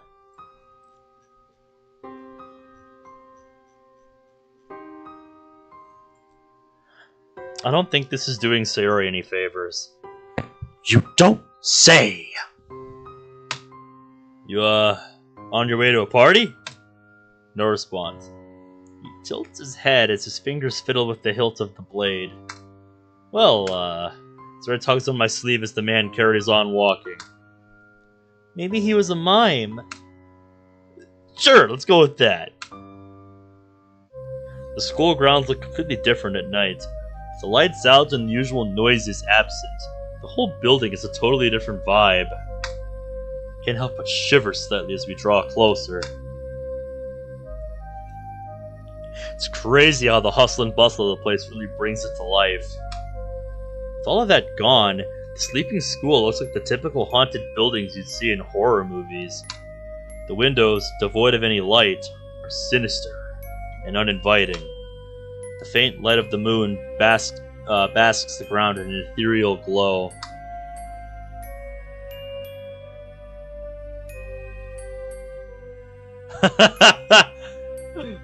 Oh, that's funny. That is funny. They probably did it for the memes, Cerberus. They probably did it for the memes. Even Monica's sitting over here like, really? Come on now. Either way, we must be the only students who are breaking into school to celebrate Halloween. Hardly the most wild of places to break into, but the sight in front of me confirms that it's perfect for the festivity. Ben... don't tell me you're scared, Sayori. This was your idea, after all. Hey, you are too! I puffed my chest out in a comedic display of fox bravado. Of faux bravado. Faux bravado. Not. Yes, you are. She playfully rolls her eyes. If you say so. By the way, where are the others? Right behind you. I can't help but let out a yelp of surprise as the unexpected voice causes me to jump out of my skin. Meanwhile, Sir is in a furious fit of giggles, shaking with laughter. She knew they were there. That's the point. Hey, what's so funny? Don't tell me you weren't scared either. I saw her coming. Monica holds an expression of torn between sympathy and amusement. Which Monica? Very appropriate. Not bad. Sorry, Ben, but it was too good an opportunity to pass up. You should have seen your reaction. I pull a face. Very funny. Nice costume, by the way. She does a twirl. Ah, thank you. I wasn't sure what to go with in the end. It felt weird putting on a costume. Can't even remember the last time I did anything for Halloween. Guessing this is the first time you've broken into school too, huh? You shouldn't be proud of that, Ben. Ah, come on, Monica. Where's your rebellious teenage spirit? You're a witch after all. Aren't they meant to get up to mischief? Yeah, come on. It'll be a lot of fun. No one will find out. So she says. Monica's not so convinced. We'll just have to fix that. In all the excitement of preparing for Halloween, I totally forgot that Monica is a perfect student. The thought of breaking in, especially into school, must be completely foreign to her.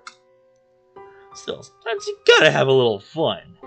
Today of all days as well. A wry smile works its way onto her face. Yeah, she's warming up to the idea. Just for today. Yeah. It is Mischief Night after all.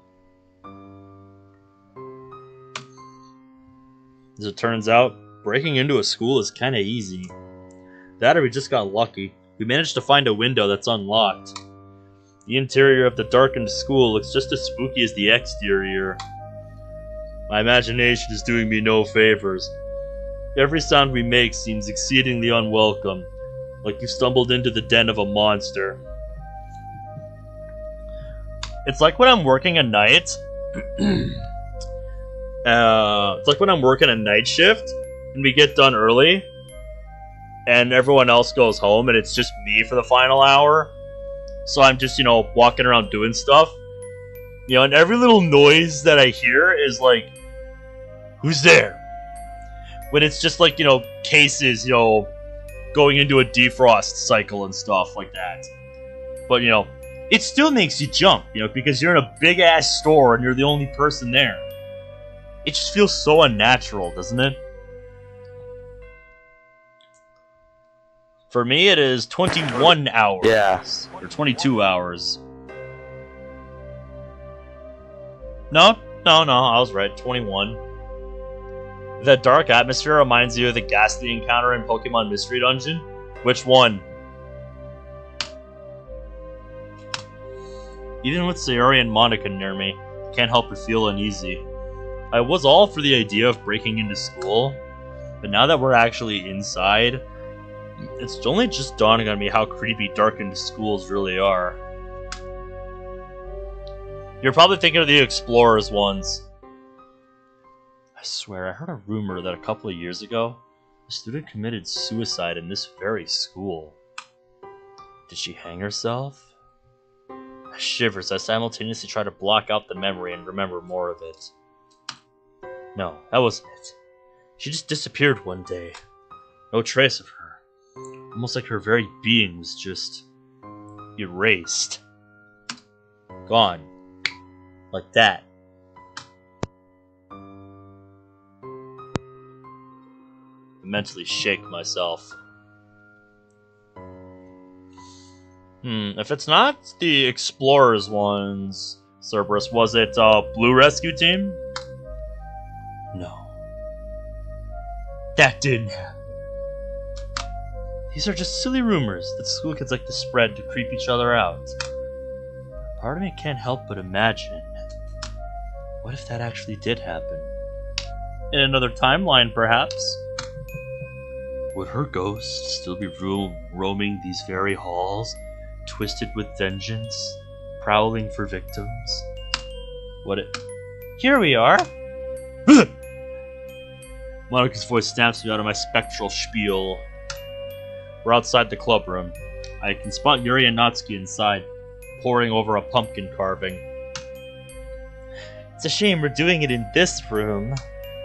Ugh. Why? Well, it's Halloween, right? The classroom opposite to us is where that one student hung herself. Freezes Monica winks at me, opening the door. You didn't tell me you were a mind reader? Or she's just playing it up. She knows about it too and is just playing it up. And now we're here. Hey guys! You two look great! Yuri blushes. Looks like she's gone for some sort of gothic vampire outfit, which, given her taste in horror and poetry, is a really good fit. Now I'm just getting vibes from one of the most recent Resident Evil games.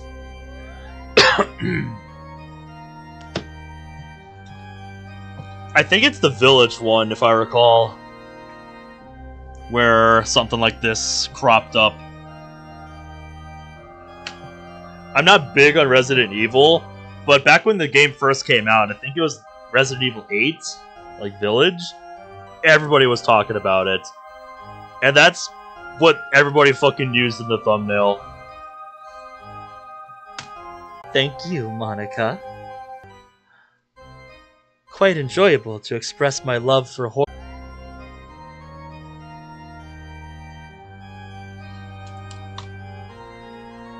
Bruh.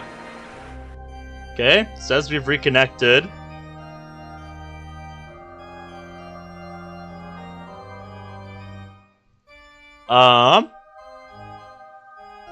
Yeah, we're fluctuating a lot right now.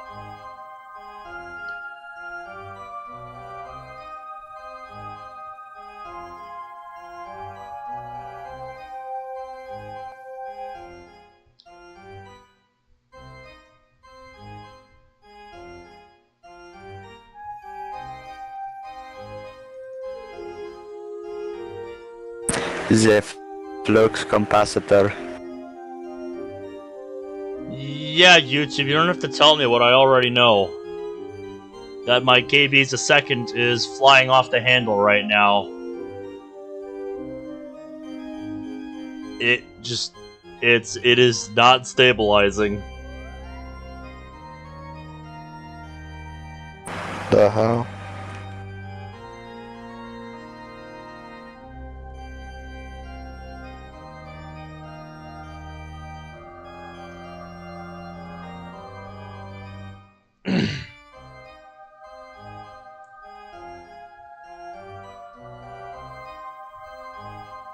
I don't know if somebody's doing a download or what. But yeah, couldn't have come at a worse time. Oh! I was gonna say, it stabilized for like a second.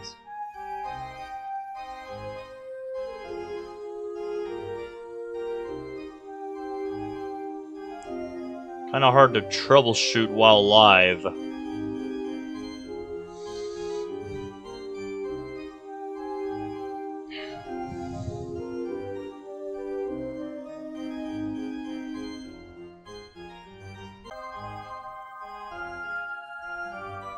Okay.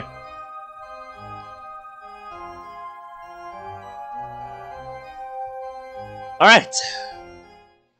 And we're back.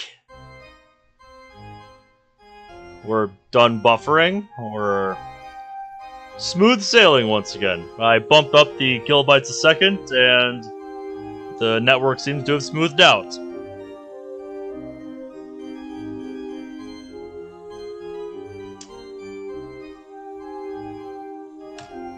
It's moments like this where I'm really mad that I forget my technical difficulty screen exists.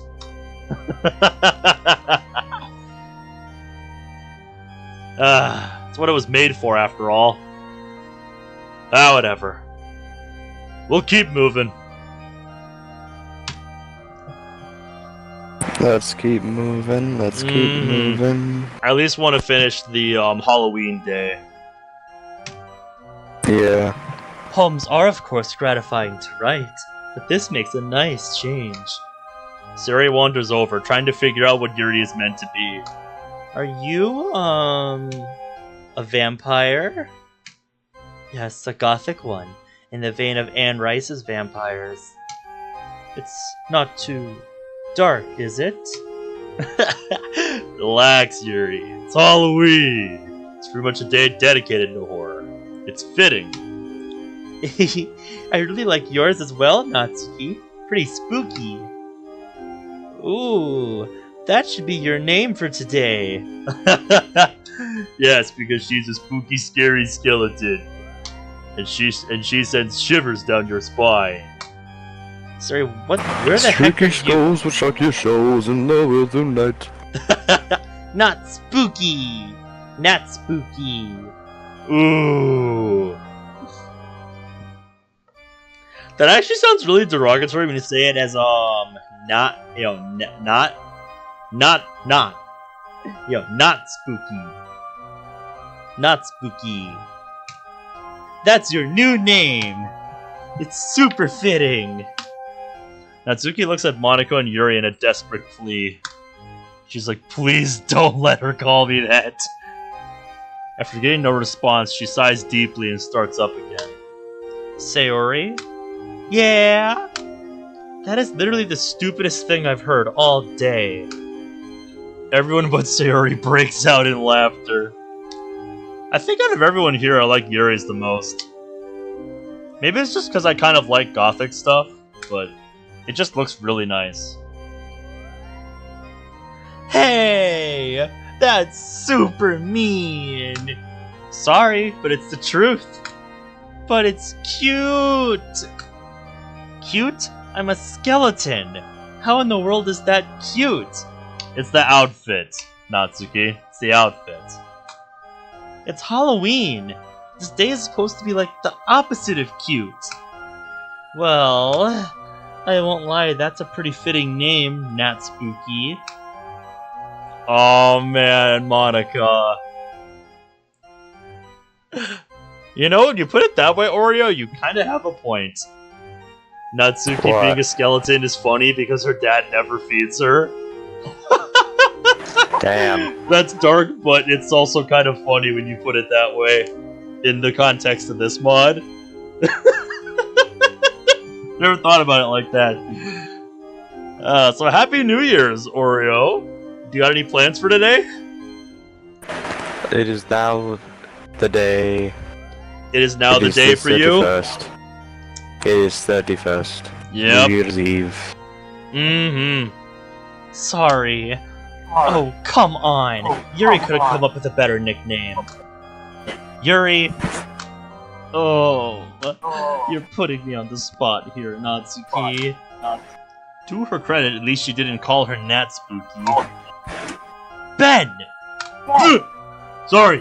Can't really deny Sayori her moment of glory. Oh, fine.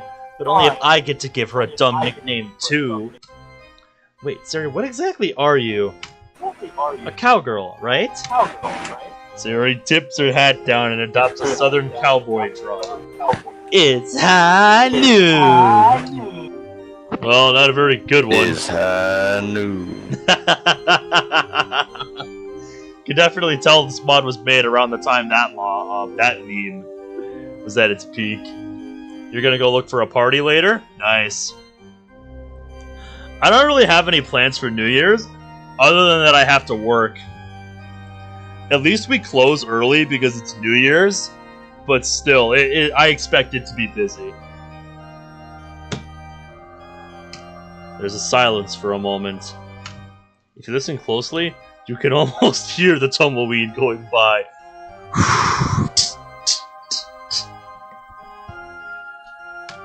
Fitting for a cowboy, at least. Sayori, it's midnight. It's high moon then!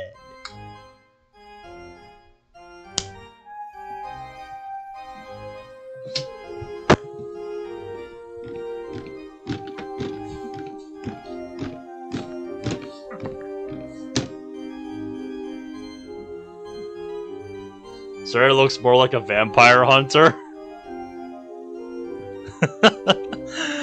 If you're wondering what I was doing there, I was banging my head into my desk because that was just painful, Sayori. God damn. You've been watching too many spaghetti westerns, Sayori. Spaghetti? Now I'm just hungry. Of course you are. This is part of the reason why I like Halloween. Ah, shit. It really brings everyone together, even if the premise of the festivity is a bit dark. Well, welcome back, Lisa. I don't recall if I asked you, but do you have any New Year's plans? I figured you'd like Halloween the most, Yuri. It's pretty much a day dedicated to horror. Although it's pretty great seeing a skeleton, a cowboy, a vampire, and a witch all in the same room. Not exactly every day you get to see that. You're absolutely right about that, my guy. Brings back memories. I just remember all the silly things we'd get up to. All the pranks, the scary movies. Just some new shoes? I see. Yeah, New Year's Day, I'm gonna use the Target gift card that I got to go get myself a new pair of light gloves. Because I got a hole in one finger on one of them. It's getting annoying because it's getting bigger. Hey, Weary, how are ya? Welcome to stream, my guy. Hola, ¿cómo estás? Happy New Year's. Yeah, it's pretty silly, but that's what makes it fun. Plus, I can't wait to scare you all with my ghost story. It's gonna be the best. Pretty good. Do you got any plans for New Year's? Because besides working, not really, just streaming some Modern Warfare 3 campaign is the current plan.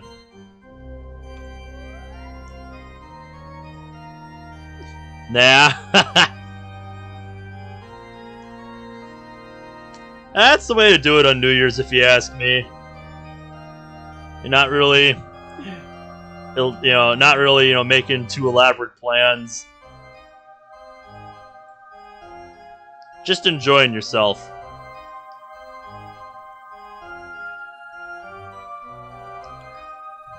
Aw, not spooky.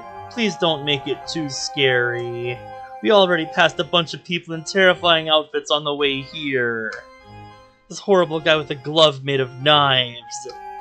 Yuri smiles softly. No doubt she recognizes the character. You won't sleep well tonight, will you, Sayori? Sorry, Sayori. Can't make any promises. We all share a collective laugh as Sayori pouts.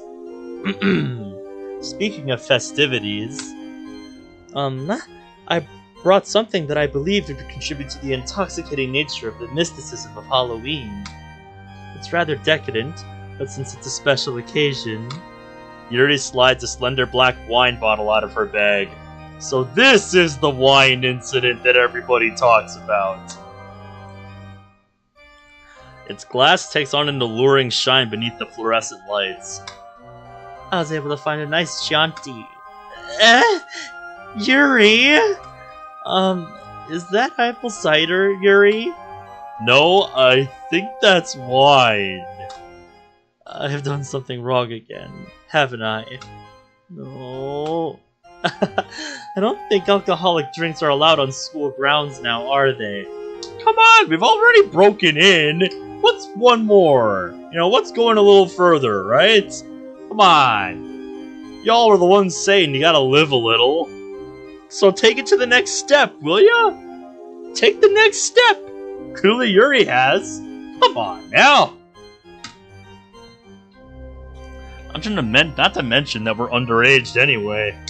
That ain't stopped nobody who wanted to before.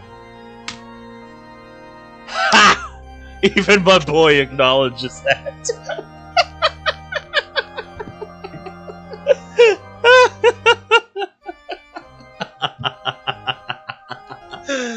Oh my god, that's rich.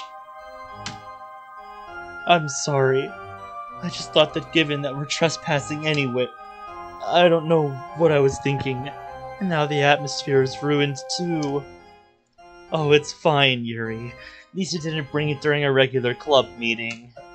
Just be careful not to let anyone catch you with it. I'll have to admit, that one though. wine incident. Yep.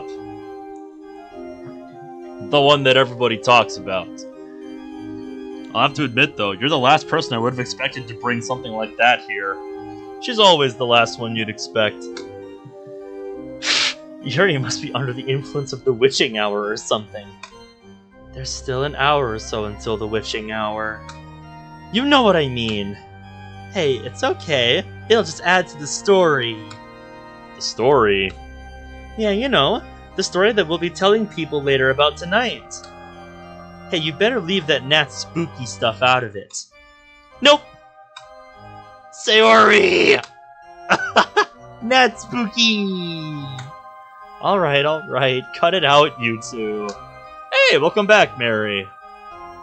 How are ya? We're up to the Halloween part now, if you can't tell.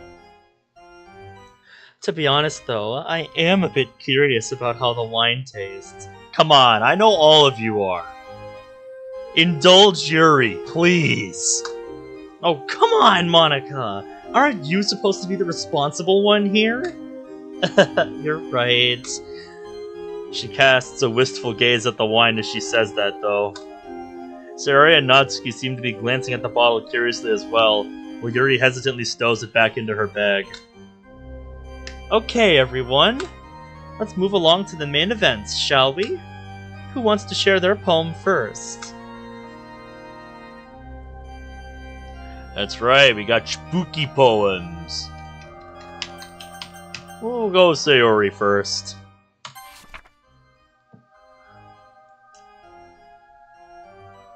My old friend, there is a dark and hollow thing that follows close and to me clings.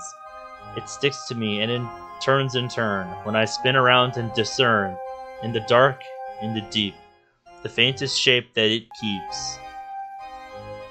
It goes away when sunlight shines, a sunshine sweet and warm and kind. But does it really? Is it gone? Or does it secretly keep on? Is it really hiding there, staring from beneath the chair, glaring from atop the stairs, nowhere but yet everywhere? In the corner, in the gap, I stare in and it looks back, weighing, weighing, weighing down, draining, draining, draining, out.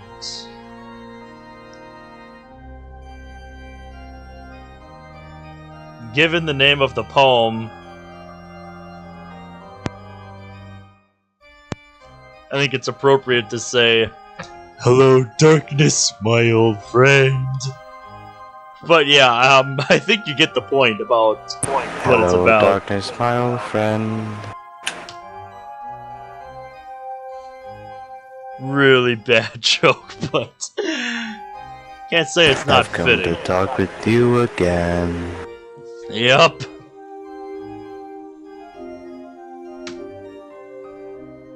That was very interesting, Sayori. I always enjoy seeing a poet step out of their comfort zone a little bit, especially when it comes to writing horror. What do you mean? You typically don't write darker poems, correct? Unless I've misinterpreted.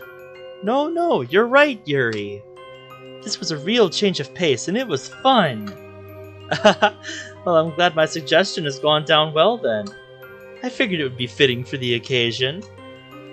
Don't give her too much praise. She'll start thinking she's the next Stephen King. Hey! I'd be a great horror writer! Oh, really?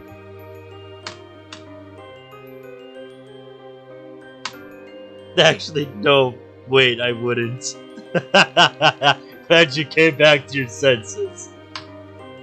I'm not big on, like, you know, actually scary stuff. Makes sense. What's this poem about, anyway? Ooh! Well, it's about whatever you think it's about. Are you trying to sound like Yuri? No, silly.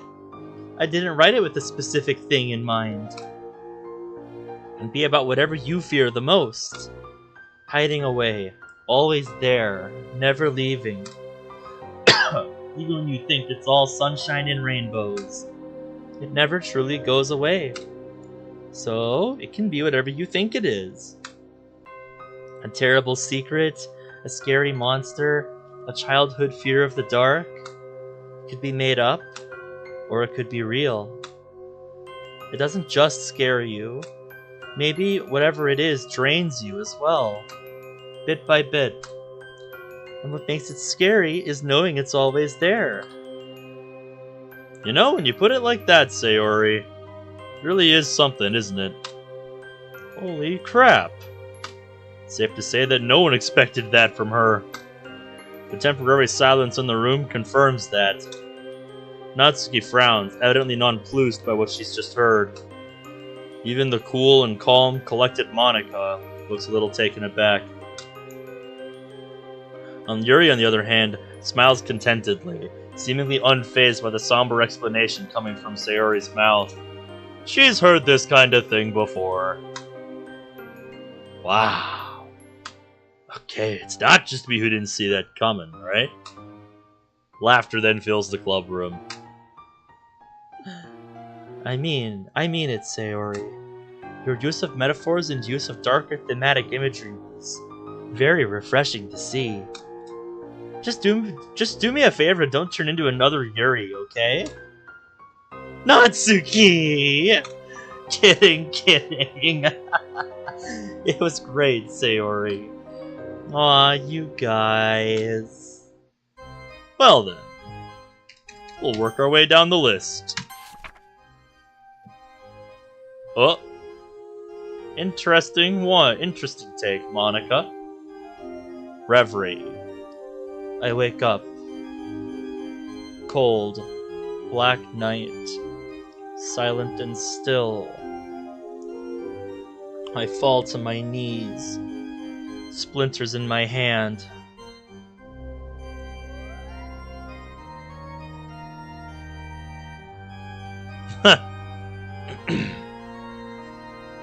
You know, Oreo, you're right.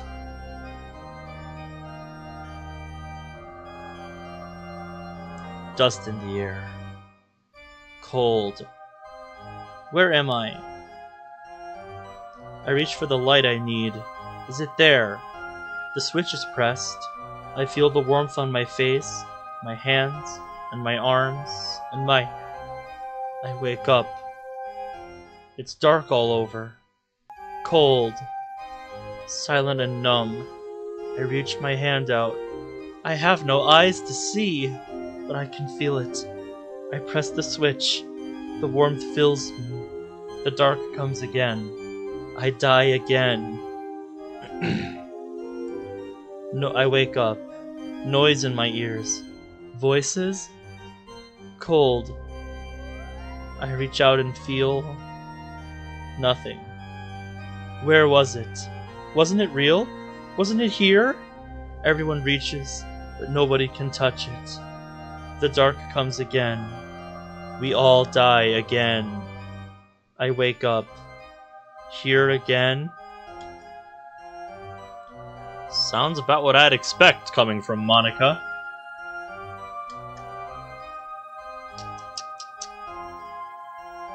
This must be what it's like going from mod to mod, huh?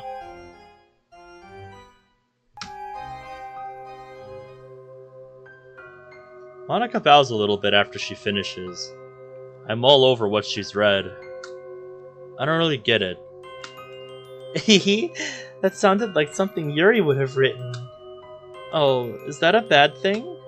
Of course not.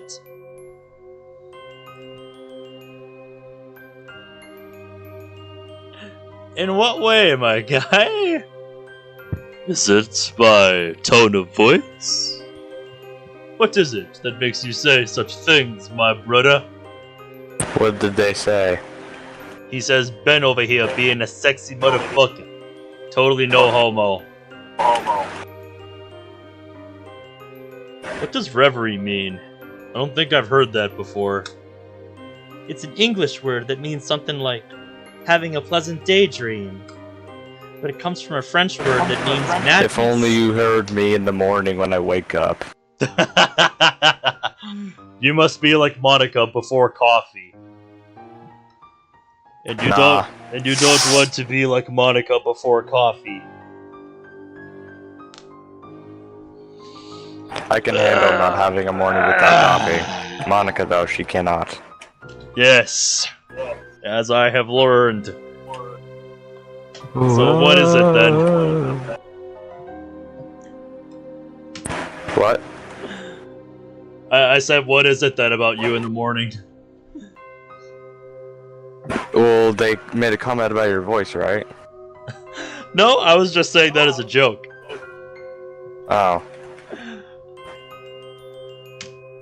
Because Appropriate my for voice gets really Halloween, deep isn't in it? the morning.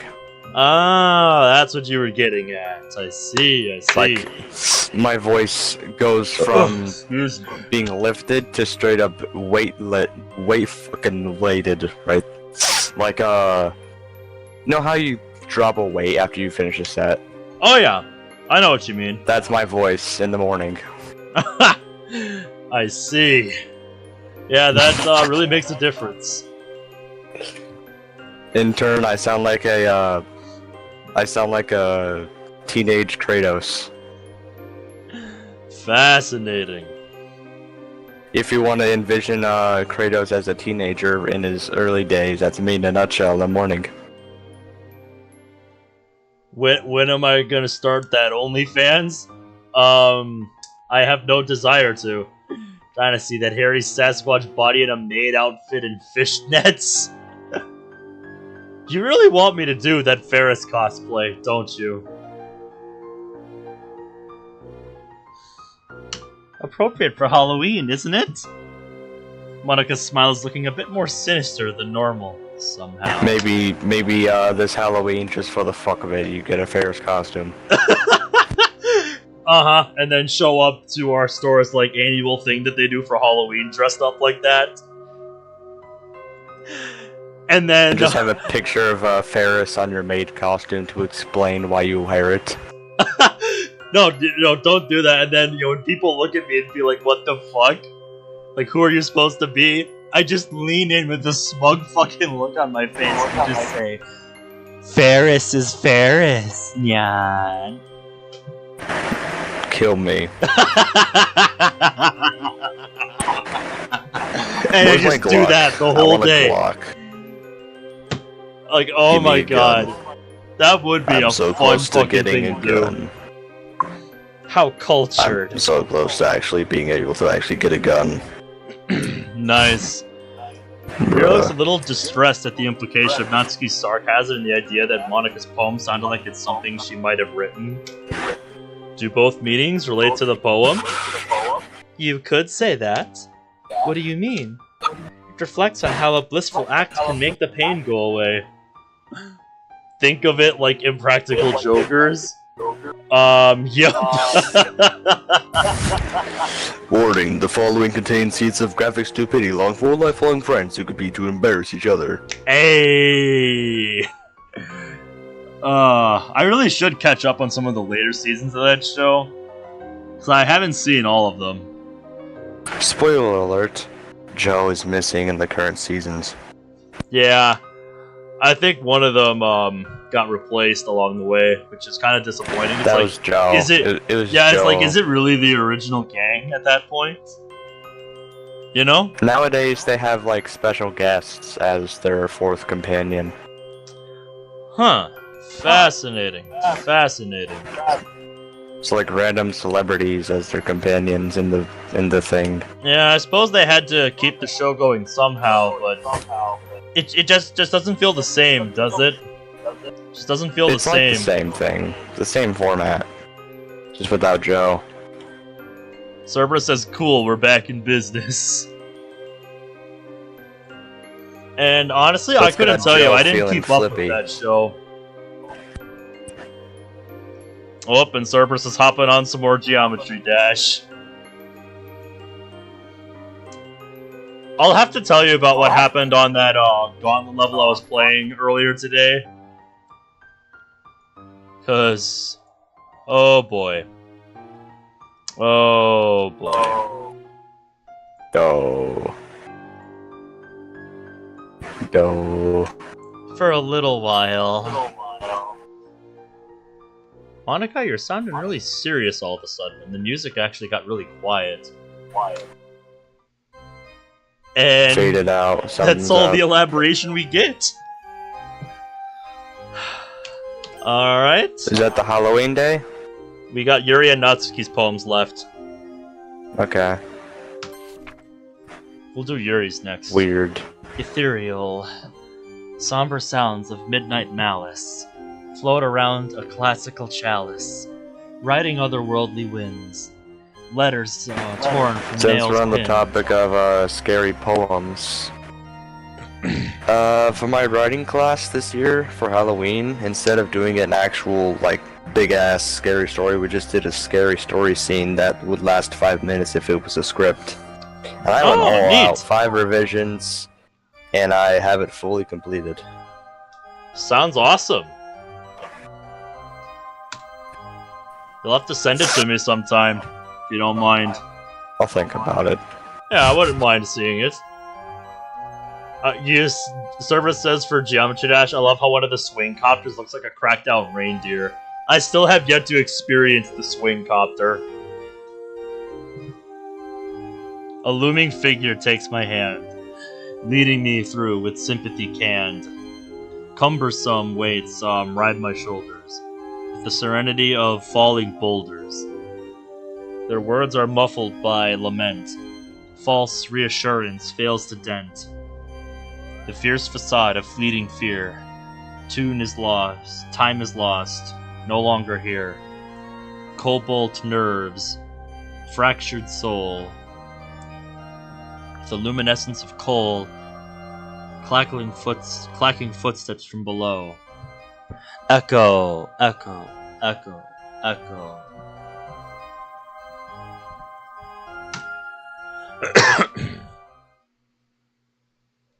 For a moment, the room is silent. Oh no. I went too far, didn't I? No, no. It's just the kind of thing we're looking for. Would you like to tell us what you were thinking when you wrote this? Okay. Yuri takes a deep breath. It's a bit hard to describe, but sometimes there are nights where my mind just seems to be full of noise. Nights where I can hear. She trails off absent-mindedly. Did she get caught up in her own poem that much? Hey, Earth to Yuri! Ah! I'm sorry, I didn't mean to get sidetracked. It's okay, Yuri. Don't feel like you have to rush. Yeah, take your time. Right. Well, as I was saying, I wanted to try and capture the feeling one might have on a bit of a dark night. Wait, aren't all nights dark? It's a metaphor, Sayori. I think Yuri's trying to talk about when people are going through a difficult time. Right, then. The dead of night can be very fickle. It's my favorite time of day. When things are nice and quiet, I can actually focus on stuff. It can be a peaceful time as the world around us winds down. Sometimes being alone with our thoughts can be terrifying. This poem was an attempt to reclaim some of that darkness. Well, I think you did a great job with that, Yuri. Yeah, I really liked it. You did? Thank you. Alright. Natsuki. Saving the best for last, as they say. Nah, the worst for last. However you want to interpret it. The dark. Sometimes I lie awake at night, sitting in a room devoid of light, and think about the monsters waiting in the dark. I can't even imagine what they look like. Maybe sharp claws and skin lined with spikes. Maybe a mouth that could swallow me whole. Maybe red eyes that could pierce my soul. Sounds like a creepypasta character. They could eat me right now if they wanted, yet they wait. Waiting for me to close my eyes, waiting for me to dream of the light, waiting for the perfect moment to strike. But now I'm thinking about the monsters, and I'm still lying awake in the dark.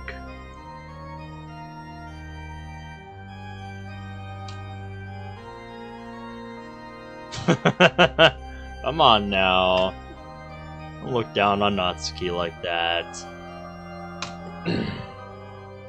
Yeah, I know, it's not Oh, great. yes, please, I will. Actually, I quite like it, Natsuki. It's pretty obvious that horror is something out of your comfort zone. But you did an exceptional job at combining your style of writing with horror. Fear is a very complex emotion. So it's a challenge putting it into simple words. But I'd say you did it quite well. I would have to agree with Monica. Fear isn't something that is meant to be completely understood. The complexity behind what a person fears and why they're afraid of it is almost unfathomable. Your poem is about a fear of the dark, but more specifically, a fear of the unknown, yes?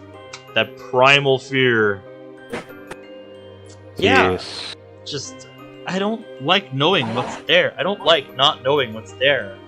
I don't like not feeling safe. My poem is all about how your imagination plays tricks on you when you're in the dark. You know there's no such thing as monsters, but like, you can never be completely sure. That's what scares me. That uncertainty. Well, you are hardly the first, Natsuki.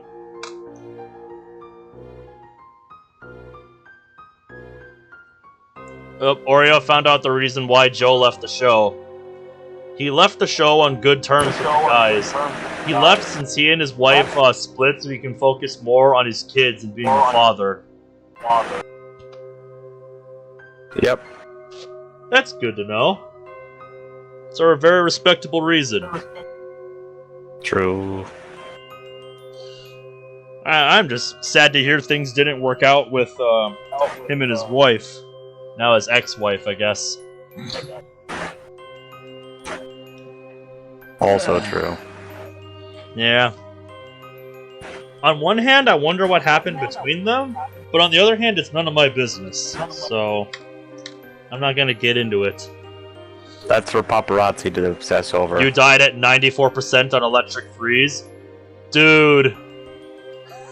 Dude, that's me on the 3rd level of the ice gauntlet. I died at fucking 95%, and I threw like 30 more attempts at it trying to get back there. And then when I found out dinner was ready, after I got another attempt past like 85% and died, I just threw my headset on top of my PC tower, spammed escape faster than I've ever in my life, and just walked away. I'm like, I need a break. Fuck this. Bruh. That is the kind of rage only a game like Geometry Dash can, you know, pull out of me. That's why I'm hesitant to play it on stream. Cause like I know me with those types of games.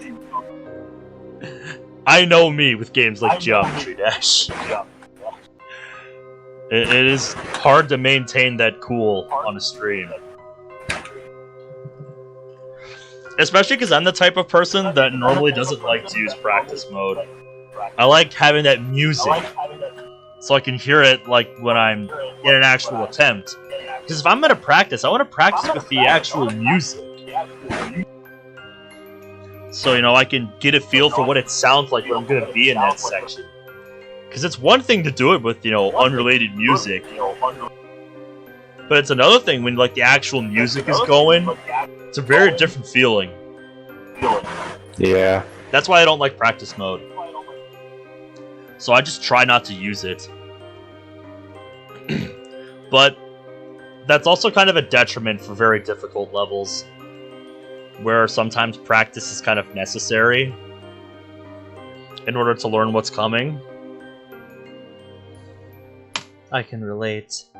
But as I was saying, it's certainly a feat encapsulating something as complex as fear into 4 simple stanzas. Natsuki smiles proudly. There's a music unlocker thing you can get from the mechanic shop, but it costs a fortune of mana orbs. Yeah. I was also hearing about something on a video earlier today before I nodded off called like Mega Hack or something, which just adds a ton of quality of life features to the game or something.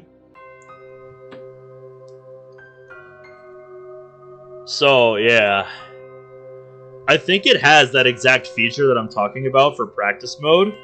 So I might look into it, but I don't know. I want to try to keep the game vanilla. I figured you, of all people, would have Mega Hack, Cerberus, so you knew what I was talking about. I'm debating whether or not I want to look into getting it. But like I said, I'm pretty sure what I'm talking about is a feature on Mega Hack. What can I say? I'm good at what I do. Yes, you are, Natsuki. Pat pat. Pat pat pat pat pat. Give her the head pats. Only when she deserves them. Absolute said those who own V6 and V7 get Mega Hack 2.2 for free. If I'm not mistaken, of course. Yeah, well done, not spooky. Sayori, if you say that one more time, I'll... Anyway, moving on. Alright, guys. All your poems have been pretty good so far. But just wait till you hear my poem. An evil grin stretches across my face as I whip out my own poem. Ooh, if you're this confident, I'll be looking forward to your recitation. Did you put extra effort into this one, Ben? I think you meant to put a comma there before my name, not a period. Well, not quite. What that's supposed to mean? It's not a poem that I wrote myself. Ben? But I promise you that it's very appropriate for the occasion. This is a poem that has an urban legend attached to it. Supposedly, if you read it out loud, you'll be cursed that something tragic happens to you. Maybe even death. Wah!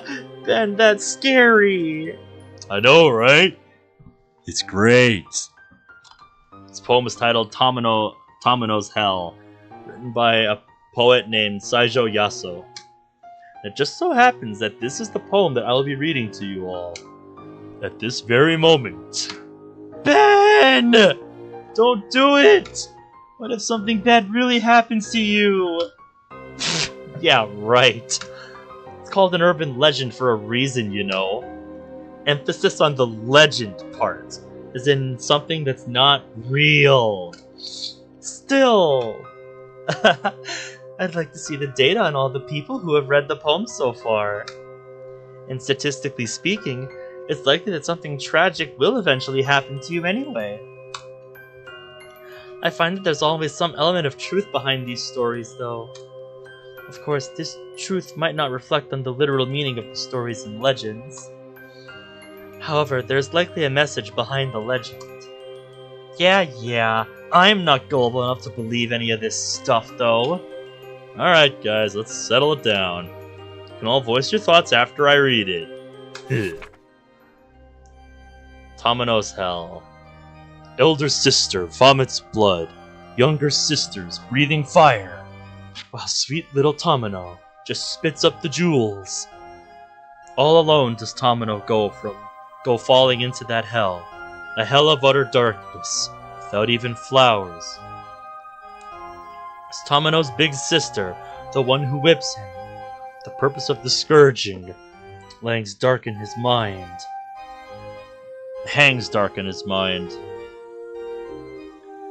Lashing and thrashing him, but never quite shattering. One sure path to Avicii, the eternal hell.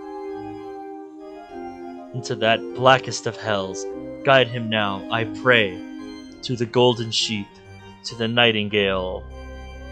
How much did he put in that leather pouch to prepare for his trek to the eternal hell? Spring is coming, to the valley, to the wood, to the spiraling chasms of the blackest hell. The nightingale in her cage, the sheep aboard the wagon, and tears well up in the eyes of the sweet little Tamino. Sing, O nightingale, in the vast misty forest. He screams, he only misses his little sister. His wailing desperation echoes throughout hell. A fox peony opens its golden petals. Down past the 7 mountains and 7 rivers of hell. The solitary journey of sweet little Tamino. If in this hell they be found, may they then come to me, please. Those sharp spikes of punishment from Needle Mountain.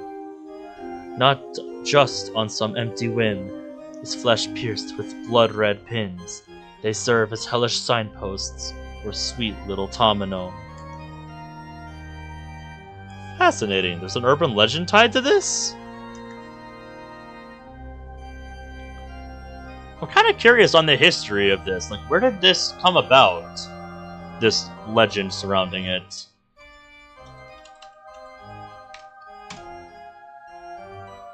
Ha! It's got an entry on the Creepypasta wiki. Is that right?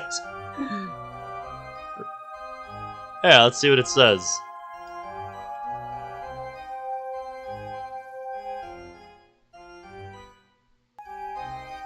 Huh. It says they say you should only read it with your mind, never out loud. If you were to read it out loud, then you must take responsibility for your actions. Fun. It's uncertain how the rumor started, but a warning states that if you read this poem out loud, tragic things will happen. Similar to a curse, and should be not compared with the common "you'll grow taller" myth, or even "my parents died." Does this give you a sense of how dangerous it is? Fascinating, fascinating.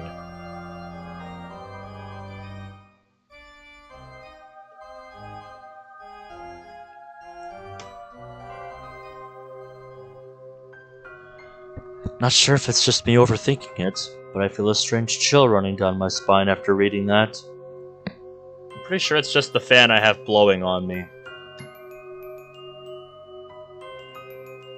Ben! That was seriously too scary! It was alright. I should probably downplay it, at least for Sayori's sake. I'd have to agree with Sayori. It had a very creepy, old-fashioned feel to it. After hearing that, I wouldn't doubt that something bad looms in your future. Monica! Personally, I found that poem quite beautiful. Of course, it's certainly eerie. There are a lot of symbols and metaphors that I could pick out just from hearing that one reading. I think that I'll have to look into this poem more in my free time. You guys think that was scary? You probably thought it was too, don't lie. It's pretty meh, in my opinion. The poet was clearly trying too hard to be edgy and smart. If I may respectfully disagree, the tone and word choice of the poem matches its content. It's not written that way simply to be edgy. After all, if I understood it correctly, Tamino was banished to hell for murdering his own parents. How'd you get that out of the poem? Well, it mentions that Tamino is on the way to Avicii, the lowest of hells in Buddhism. And killing one's parents is one way that you get sent there. Oh, well, whatever. Just admit that you didn't know that, Natsuki. To be transparent, I didn't know that until Yuri mentioned it just now, so... I still don't like it. Well, you guys can agree to disagree then. But whether you like the poem or not, you have to agree that it and the legend attached to it are pretty interesting, right? I mean, I guess. Then I'm gonna have to keep a good eye on you from now on.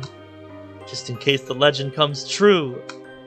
Sir, there's probably a bigger chance that something bad will happen to you first, given how clumsy you are. Hey! We all share a laugh, with Sayori joining in after a moment of pouting. Ah, guys, this has been so enjoyable. It's fun to scare your friends with silly pranks, and dressing up is a lot of fun. Although, I don't really like horror that much. It's just so scary to think what could be out there. What? Stop being a chicken, Sayori. Hey, you're not the one who got scared by Monica earlier. The girls all laugh at my expense. She's never gonna let me live this one down. Touché. Just like there's certain moments on this stream you lot are never gonna let me live down. Hey, it's ghost story time, right? I don't really know many ghost stories, to be honest. Oh, that's okay, me neither. Sorry, but I looked on the internet to find some. Most were super long, like this one about, what was it? Oh, nice! Nice. What difficulty level is that? Some kind of sleep experiment? Russian sleep experiment? Is that it? Sayori, you're rambling. Oh, 8-star! Yeah, good shit. Good shit, dude. Oh, oops. Yep, I know the ratings for the official levels and the user-created levels are a little different. They kind of vary. Sorry, I'm new to telling scary stories. I'm curious though, guys. What sights or sounds scare you? I'll be honest with you. Silence scares me, especially after I've read a gripping horror story. Is it just me who finds reversed music really creepy? Depends. My piano teacher showed me a few reversed pieces once. It just felt wrong to listen to. Medium demon, you say? I hear some people who I don't say... really find... What were you gonna say? I don't really find any things creepy at all because I've watched too much horror. I've already seen most of what I had to see, Yep. and now I just find most things just uncreepy. Yeah, At all. that's fair. Yeah, that's funny, Cerberus. I see some people say Club Step and Deadlocked are like easy demon, and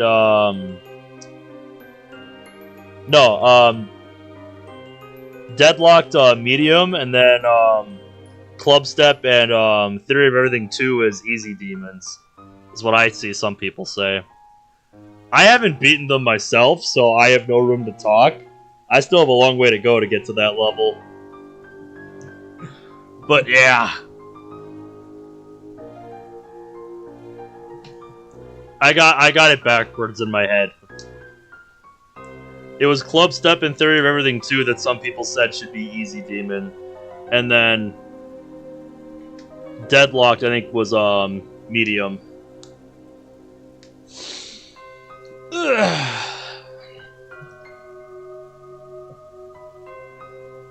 You say they're medium, and then Deadlocked is like late, medium, early, hard. I've seen some people say Electrodynamics should be like an easy demon or something. I'm curious what you think about that. I haven't beaten it, so I don't have room to talk, but some people say it's kind of like a warm-up for, you know, getting into demon levels. Especially when there's vocals. You start hearing things that aren't there. I don't know. Come on, Natsuki. There has to be something out there that creeps you out. Ugh. You'll just laugh. We won't. She's right, Natsuki. We've all shared. What is it? Natsuki averts her eyes, talking to the floor. The noises that children's toys make. It's like when I'm home alone and I think of like a Jack-in-the-Box playing by itself.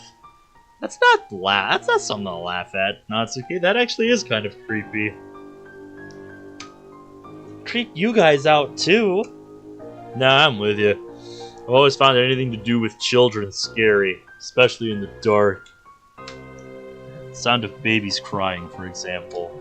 Normally it's annoying, but if I heard it in the dark and there was no one else around...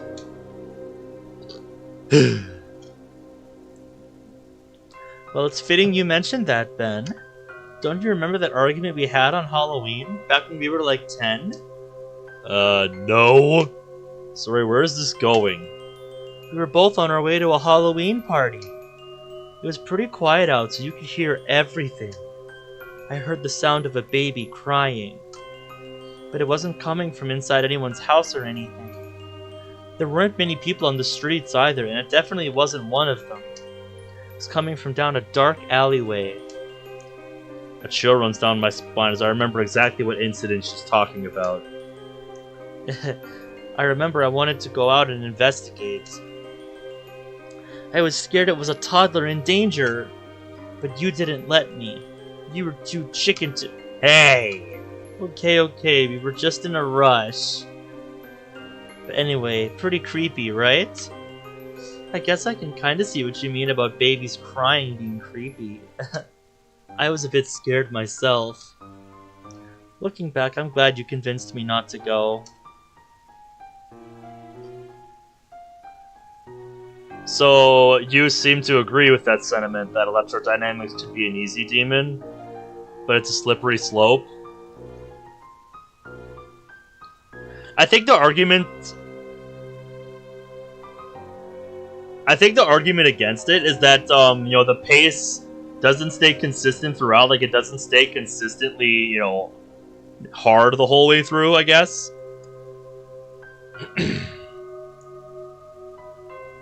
Because that seems to be the thing with those levels, the pace just does not let up.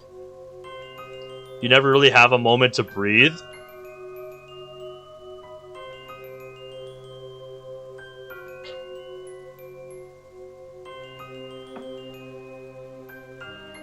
Again, I wouldn't know, I'm just going off based on what I've been hearing as I've been watching videos on this stuff.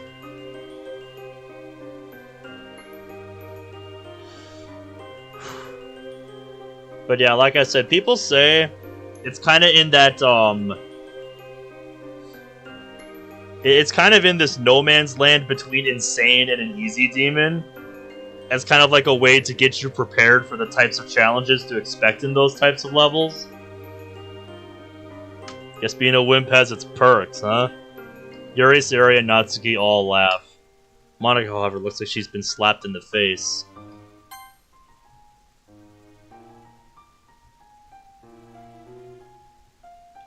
Do you remember this incident too, Monica? Guys, do you not realize how lucky you were? Eh? Oh god, you guys have no idea. What? Sayori, did anything seem a bit off about that baby's cry? Sayori scrunches up her face in an attempt to recall. No, not really.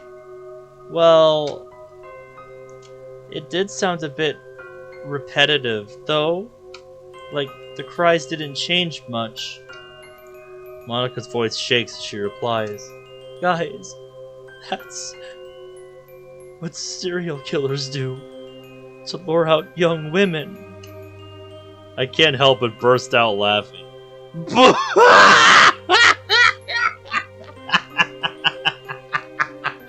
What happened? What? What? Pretend to be babies? Come on, Monica. You had me going for a second there, but you kind of ruined the punchline. Monica's telling her ghost story. Bruh. She looks straight into my eyes. No, Ben. They record a clip of a baby's cries and hide the speaker in a dark place. They prey on women's maternal instincts because they know they're attracted to the sounds of infants in distress. The laughter dies on my lips as a cold, sickening silence takes its place. Oh my god.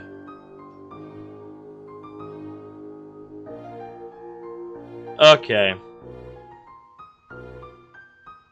So yeah, that's like if they were being generous with the rating. Doesn't really feel like it would make it far. Oh, definitely not.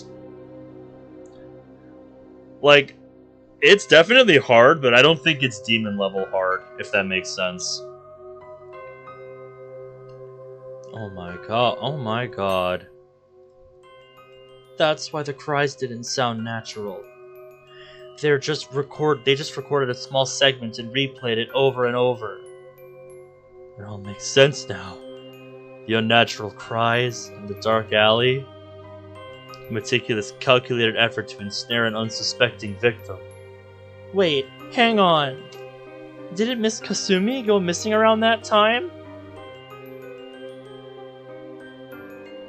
Yeah, that's what people tend to talk about when they talk about why it should be.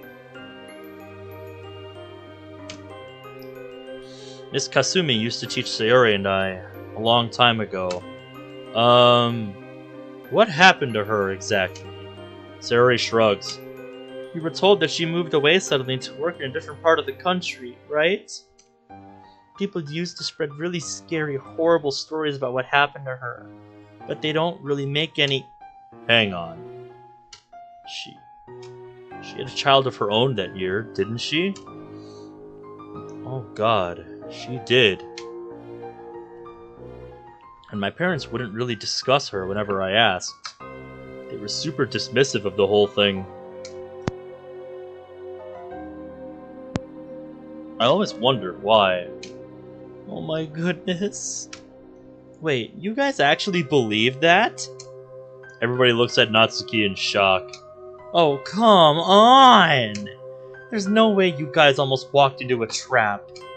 Besides, that's just an urban legend.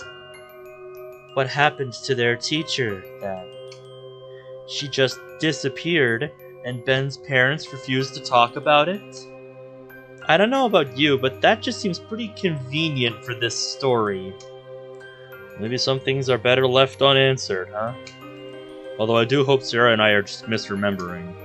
Well, on that cheerful note, how about we move on to the next story? I'd like to nominate Natsuki. My story? Natsuki, do you not have one? Hey, I never said that. I do, but it's just, I got it off the internet. I don't like horror. So if it's bad, it's not my fault, okay?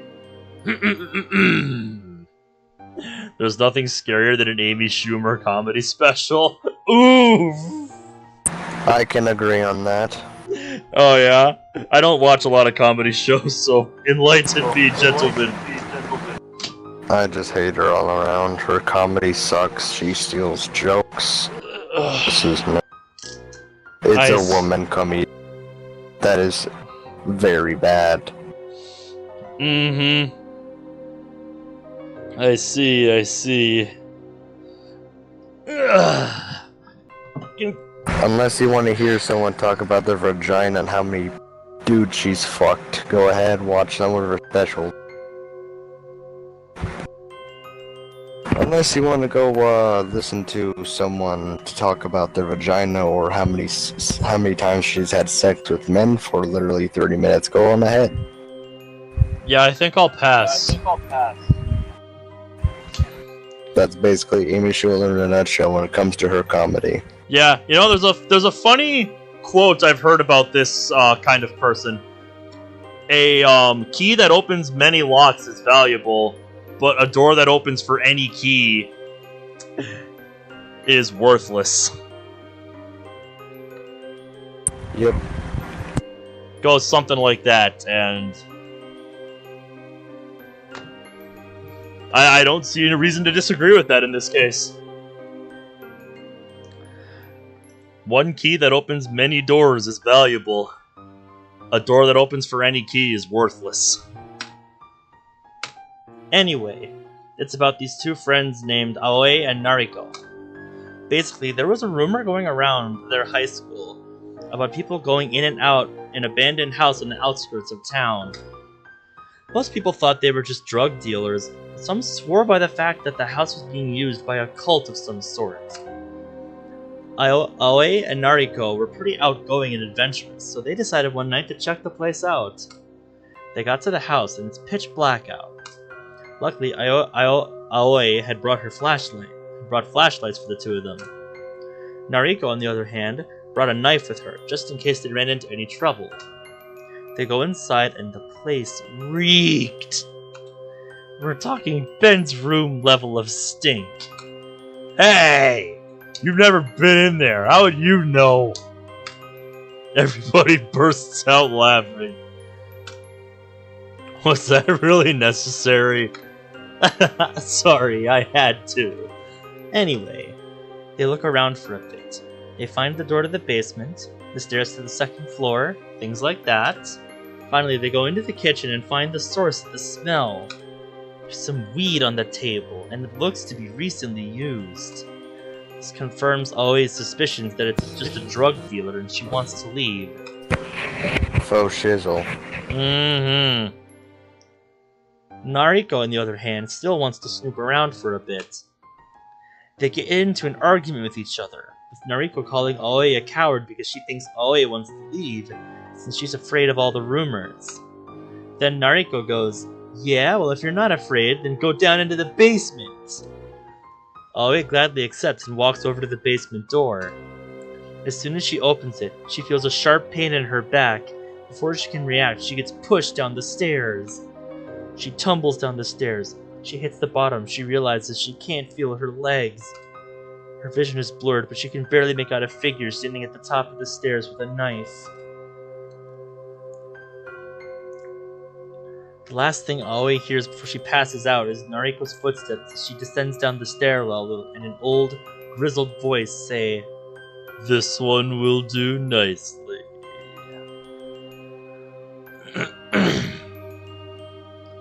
Damn! What? Oreo just mentioned there's a video out there with Amy Schumer, but it gets faster when she's actually funny, and the video is still an hour long. It really shows, doesn't it? Yeah.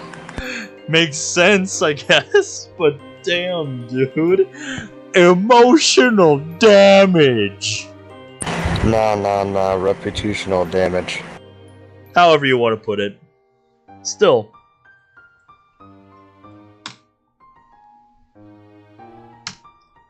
The very next day, Nariko and Aoi call in sick.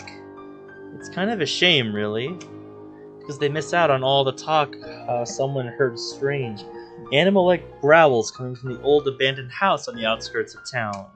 So yeah, hope you liked it or whatever. What happened to Nariko and Aoi at the end? They didn't die, did they? Use your imagination. Nice story, Natsuki. Cults usually provide good fodder for horror stories. Indeed, I've read quite a few novels involving cults. Doesn't Portrait of Markov involve something like that? Something similar, yes. Speaking of Yuri and horror stories, how about you go next, Yuri? Me? Alright then. Give it your best shot. Hit me with your best shot. Fire away. Nailed it. You are walking alone one pale autumnal night. The moon is graceful, casting her light down below like snowdrops. As you continue down your path, something shambles behind you. You turn around for what it might be, but all you see is a cluster of leaves rustled by the pale air. Slowly returning, you notice the lights in every house around you going out, then flickering before fully extinguishing. With tentative steps, you advance toward one of them to investigate. Just as you're about to reach the window, you hear something snapping behind you. A broken twig is all that remains. Uncertainty floating around inside your head, you subconsciously start walking faster, away from the suburbs.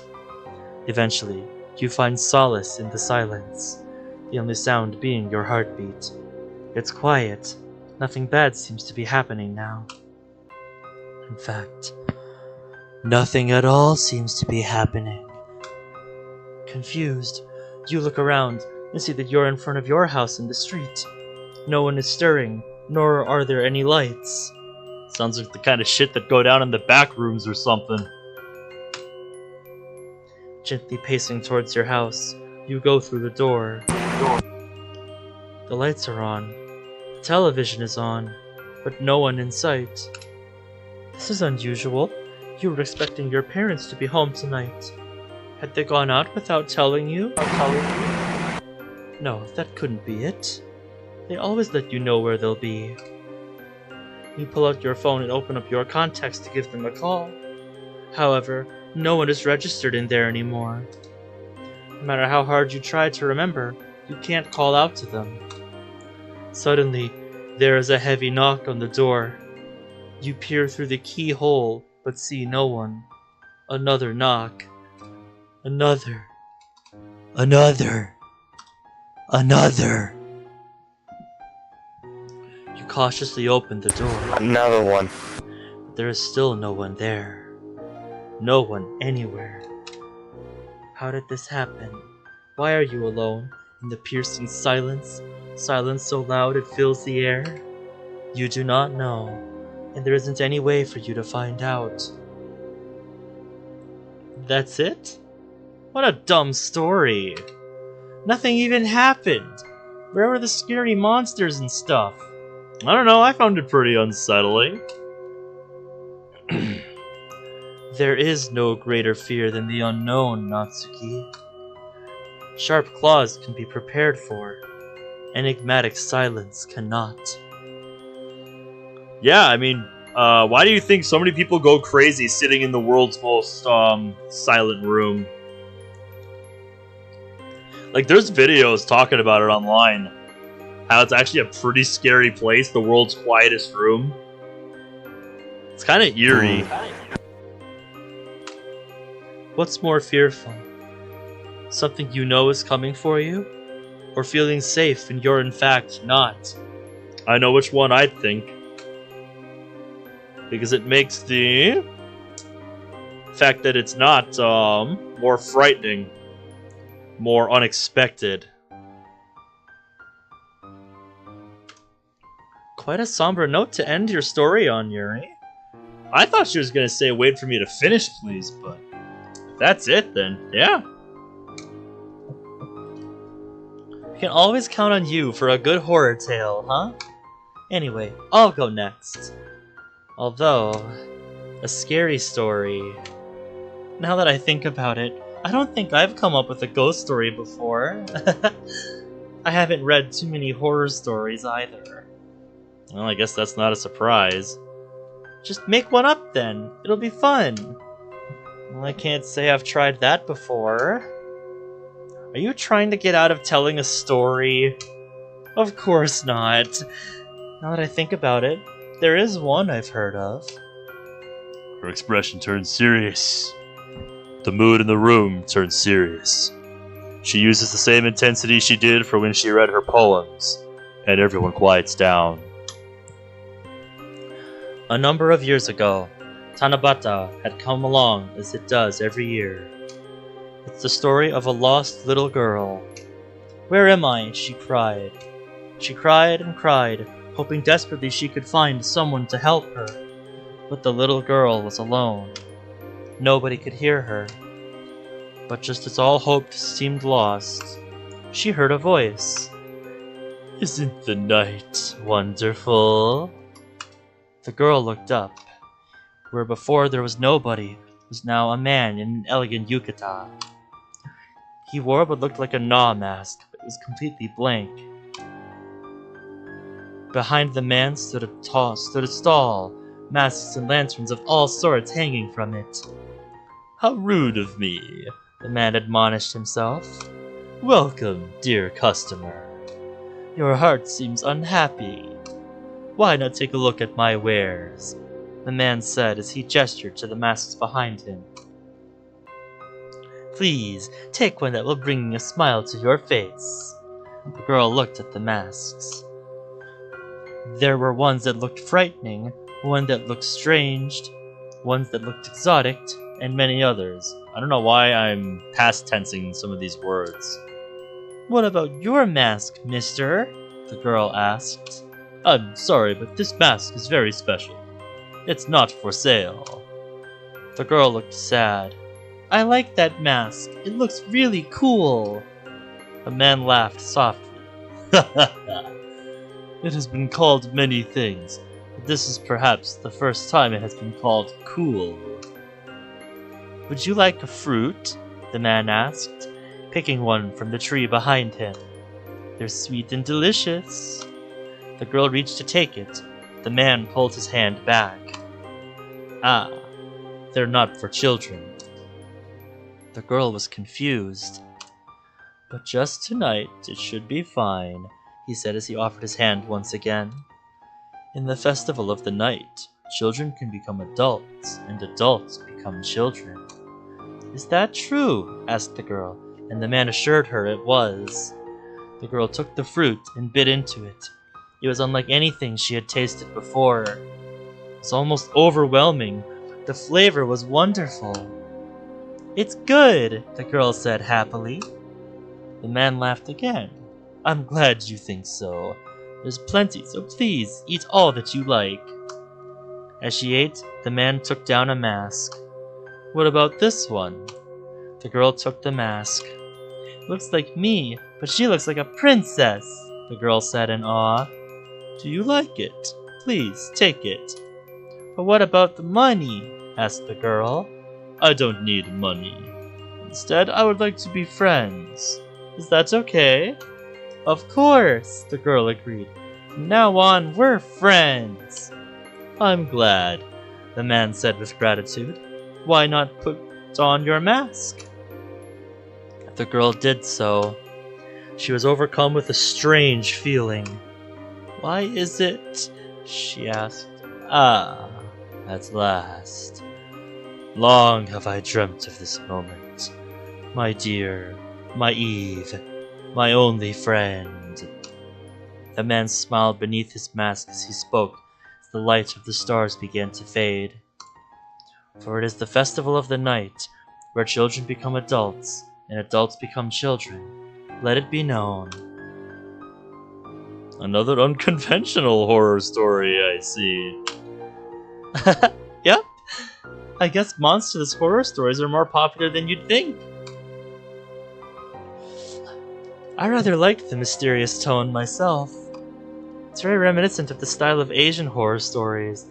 Yeah, definitely conjures up some interesting imagery. Makes me think of the guy from Majora's Mask, the mask salesman in that game, and how he's used in stuff like Ben Drowned. You guys have a weird sense of what's scary.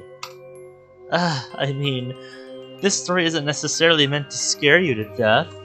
Spirits don't have to just be frightening, you know. Well, it is Halloween. Aren't things supposed to be scary today?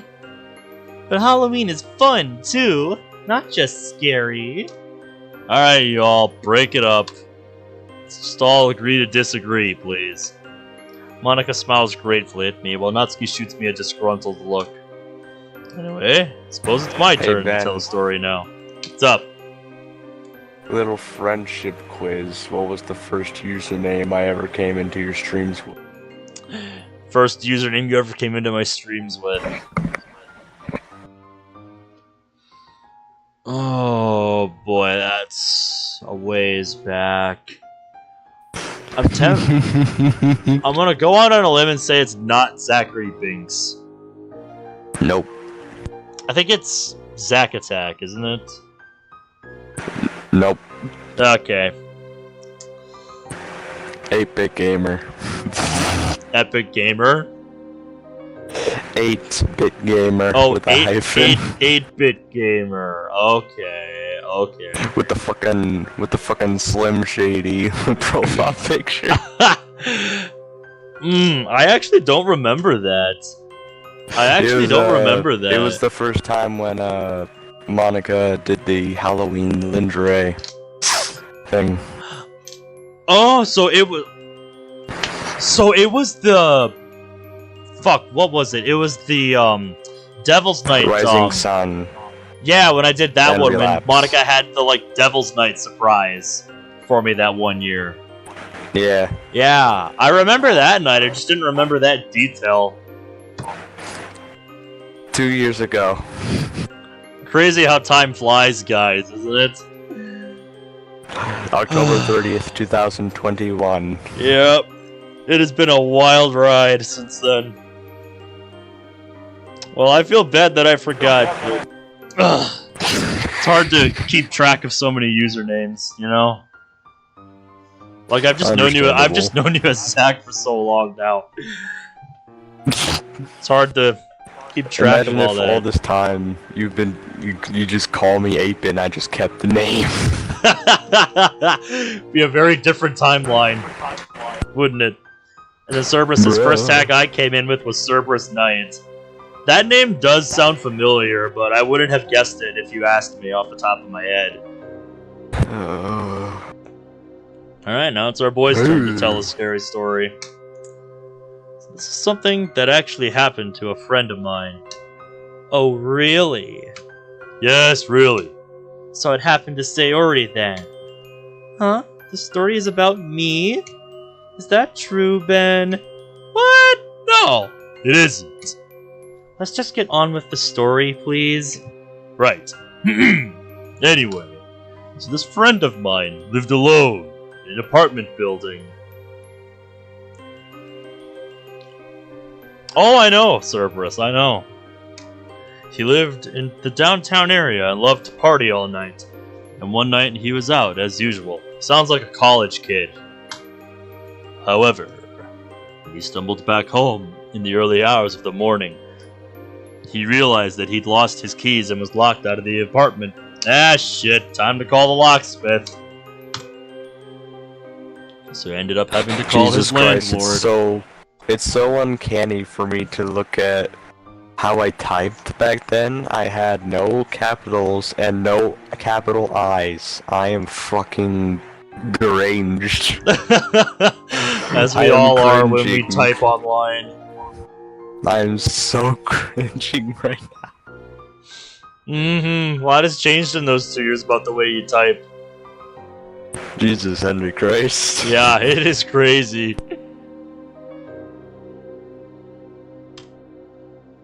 I went from watching mods to actually fucking making them. I find it funny that Ben has only started calling me Cyril after referring to me as Underskins. Became more natural without me saying, hey, can you call me Cyril from now on? That's a dead name. Bruh. Yeah, if that's the one you preferred, then that's the one I'll stick with from now on. I wasn't sure which one to stick with, because sometimes I'd see you like go back and forth, so I'm just like, should I stick with one? Should I go with the new one? The old one? Like, I was just never sure, my guy, so... Oh my god, I had no commas. Holy shit. Oh, no! Oh, no, bro! Oh, my throat didn't like that. The cringe is unholy, gents. I'm out of water to help, so... I really gotta be careful. Why the hell did I use 4 capitals in one sentence where they didn't know. need to be there? Jesus So he Christ. ended up having to call his landlord, who was pissed at having to wake up in the middle of the night to let him back in. But in the end, he was able to get home safely. So that's all that matters, right? I can certainly relate to that comforting feeling. Right. But when he got inside, he noticed that his keys were actually on his nightstand. So he didn't lose them after all. They Oh, by weren't the an way, extra set that his landlord lent him? Hey, Koneko Ooh. has arrived on the scene. Hello, British cat, bitch. He was able to recognize them by the keychain he attached to it. So... that's I'm it? fucking with you.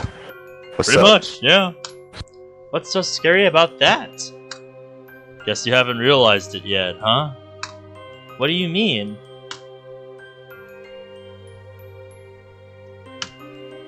The apartment was locked when he got back, right? Koneko really hates being referred to as British cat. Do I give a damn?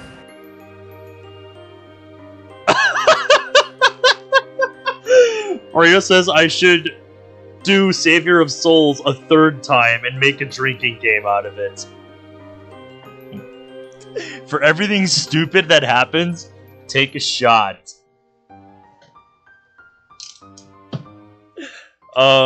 I don't think all of us would make What it is to the an end American of that stream. beanpole? I don't know what What an does that American even mean? beanpole is. I'm American and I don't know what an American beanpole is. Ladies and gentlemen, the British. Yep. British.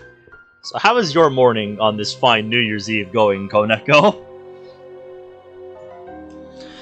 The apartment was locked when he got back, right? Yeah, I got that part. But his keys were still in the apartment. Yes, I'm a prick. I So how do you take suppose he that in locked them stride. in? Huh? Someone must have gotten into his apartment and placed them inside, then locked the door themselves from the inside. I actually do not like it. Lay on me how much bad America is. Boo hoo. Oh, woe is me. I fucking know. Mm-hmm. And the only set of keys were my friends and his landlords, God bless so... America. Fuck yeah. Mm-hmm. Whoever it was who brought his keys back was still in the apartment when he got home. But who was it then? He never found out.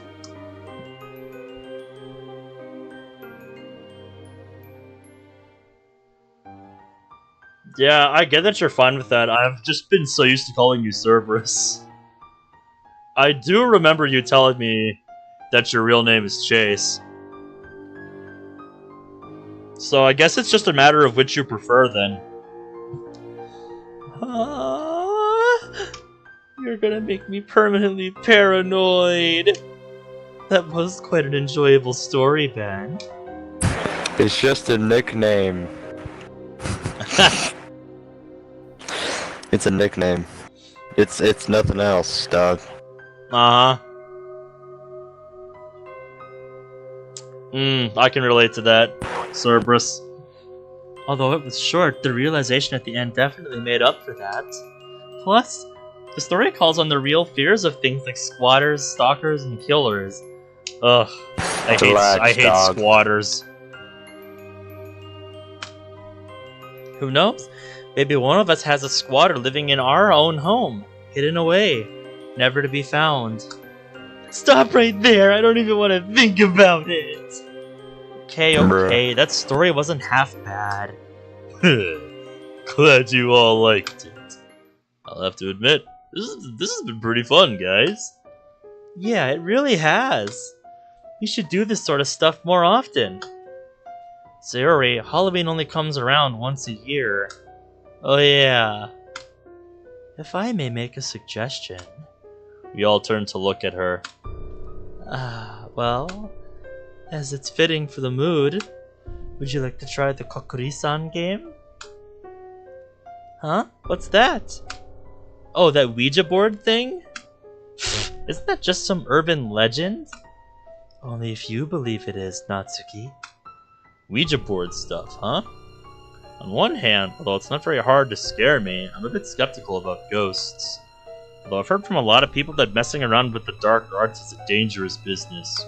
I mean, we're in a dark school, late at night, with no one else around. What's up? Since we're on Halloween, you wanna know something kinda funny? What's that? Quote from past me, when the time is right in the future, one of my goals is to read fully the It novel from Stephen King. I have yet to do so 2 years later. That's like me with the books on my shelf, just sitting there, unread. If we really did open a portal for a malevolent spirit to enter our world, who knows what could happen. Nah, it's a bit far-fetched. At least if the spooky ghost kills me, I won't have to do that math homework I've been procrastinating for a week. Wow! Fucking wow! That's the upside he sees in this. I'd be like, this is what I'd say. This is what I would write. If I die now from this ghost, well then it'll just leave me a fucking life as being an American, and I don't want to pay taxes. Screw you all.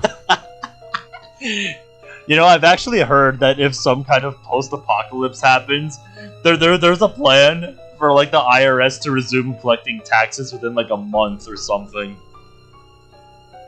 Which is just stupid. It's fucking stupid. I'm curious if there's any truth to that. Seems a lot more tempting now.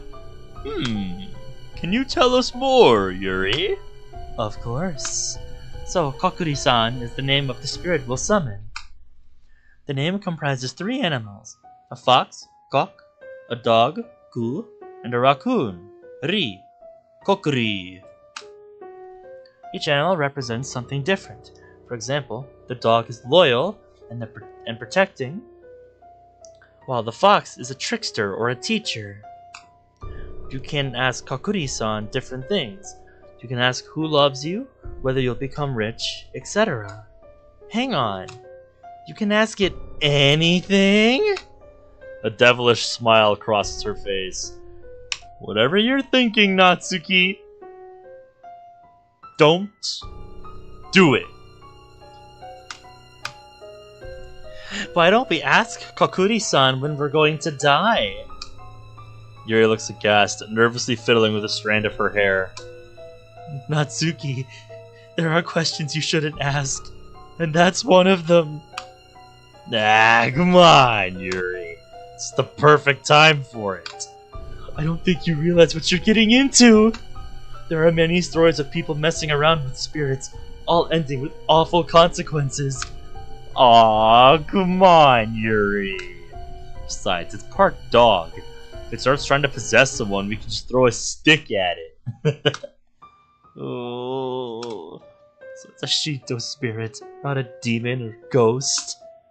Natsuki is the one wearing a bone outfit, and we all know dogs love bones. So it's just her who has to worry. Natsuki would have made a wonderful Medusa with a death glare like that. Yeah, I'd like to see Natsuki Medusa. Well, seeing as we've already broken in and have some illegal contraband on our hands... She shoots a wink at Yuri, who ducks her head down with a blush. Adding an animalistic wrath into the mix? Well, might as well. Yeah, that's the spirit! Yuri's like, oh, why did I bring this up? And Monty's over here just like, it was your idea, Yuri. Now face the consequences. Okay, then. Let's begin the preparations. With the ritual set up and the candles dimmed, we're ready to go. We also had to open a window, which, according to Yuri, allows the spirit to enter and exit. The ambient noises from outside permeate the room, adding to the atmosphere within. So, what happens now? Place a coin on the red gate. The torii is where the spirit enters and exits. Now, everyone, please place your index finger on the coin. After a bit of crowding, we managed to squeeze the tip of everyone's finger onto the coin. Be careful not to let go of the coin. What happens if we do? Oh, please don't. Fine, let's get on with this already. Alright. Yuri visibly composes herself and continues. Kokuri-san, if you're here, please move this coin. At first, nothing happens. Just as Natsuki thought, a silly urban... No way. There's no way that coin just moved. Eyes have to be playing tricks on me. The coin, initially on the red torii, slowly slides across to yes. Ooh. Did you guys see that? Even Natsuki is in a state of disbelief. Alright, who did that? Real jokester you are. Very funny. The crickets outside can be heard clearly in the silence that follows. No one steps up to claim responsibility for the coin's movement. Wow, so that's how it's gonna be, huh? Whoever it was, just tell us already! Cricket.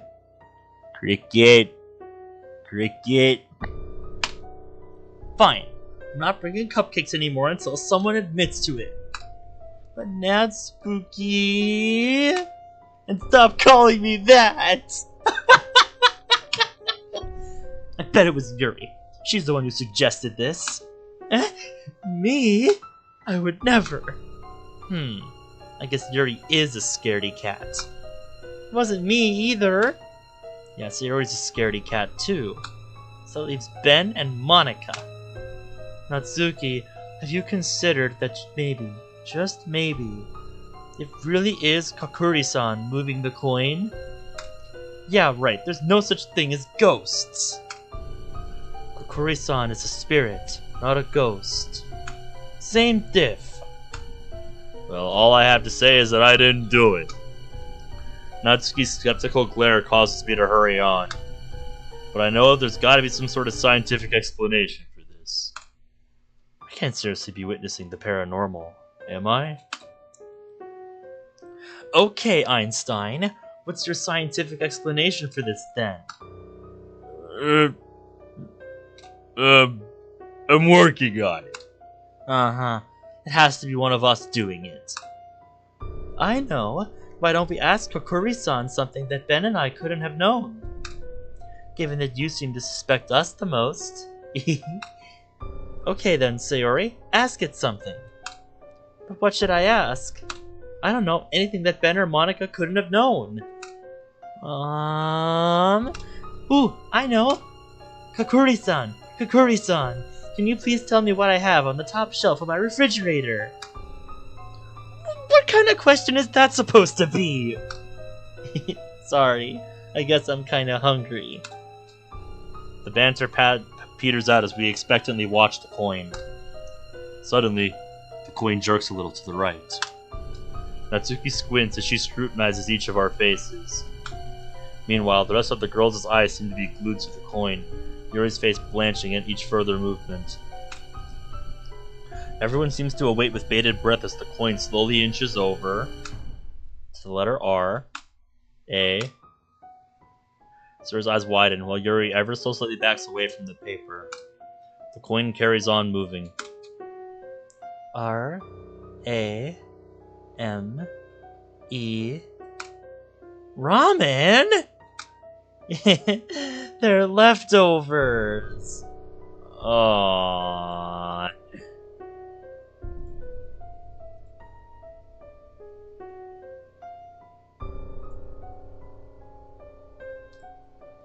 Yep, fair enough.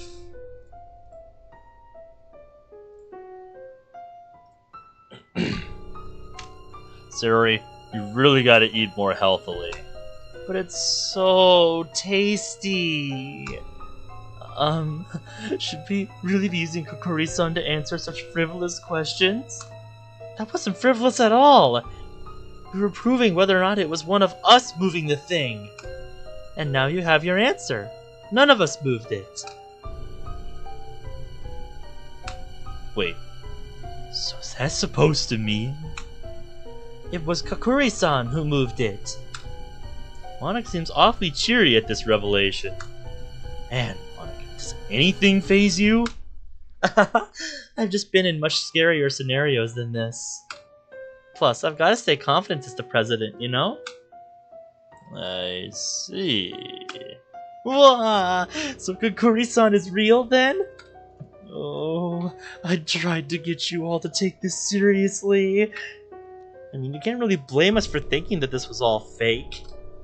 I do still think there's a trick to this. Natsuki. Whatever. If you don't want us to take this seriously, then I'll take this into serious places, alright? Natsuki! Kakuri-san! Kakuri-san! What is the date of my death? Yuri throws me a frightened look as we all wait for the coin to move again. Her finger feels cold as ice against mine. Yep, I'm starting to think it's an alt of that one person that just joined, but I haven't gotten any confirmation as to that. Slowly, the coin moves from the letter N and inches over to the numbers. N31. So, November 31st? 10, 2018.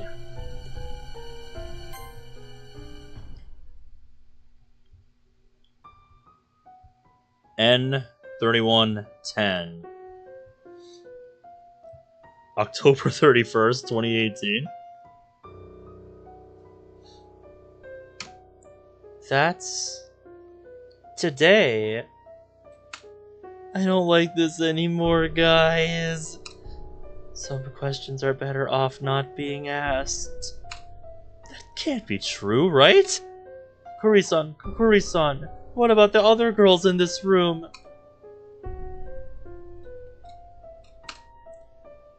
The coin does not move. I'm gonna go to the bathroom.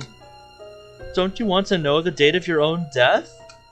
Yeah, like some piece of paper and a coin is gonna tell me that. You looked pretty scared earlier. Zach. Yeah. Zach being, Zach going with the British angle.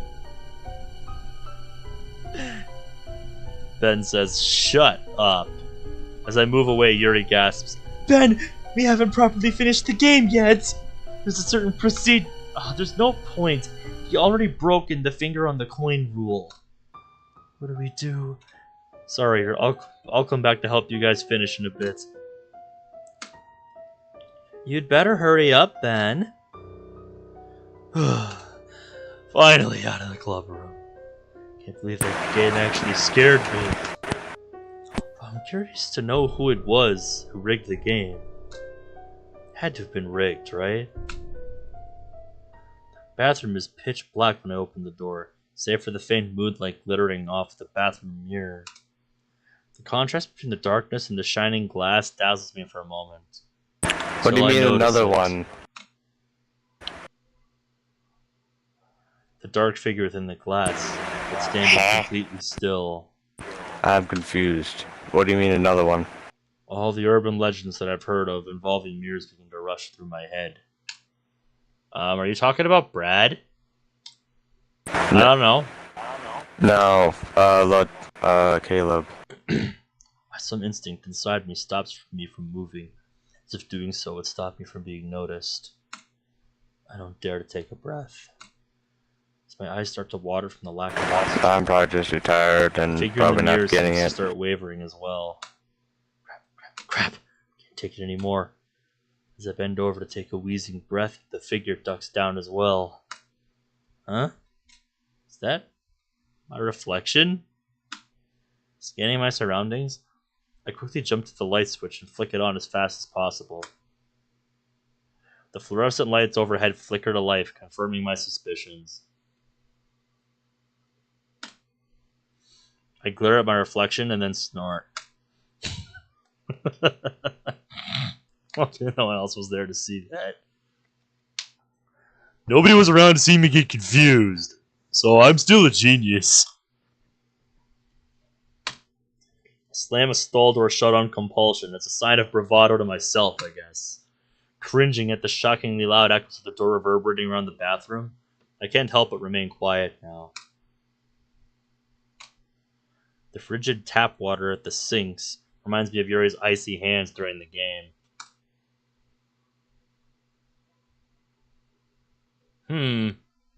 Should probably hurry back. This is perhaps the most nerve-wracking trip to the bathroom I've ever taken. Snap out of it, Ben. Stories aren't real. Ghosts aren't real. It's awfully quiet inside the club room. Wonder what witchcraft the girls are up to now. Stepping into the classroom, a pang of fear and adrenaline shoots through my heart.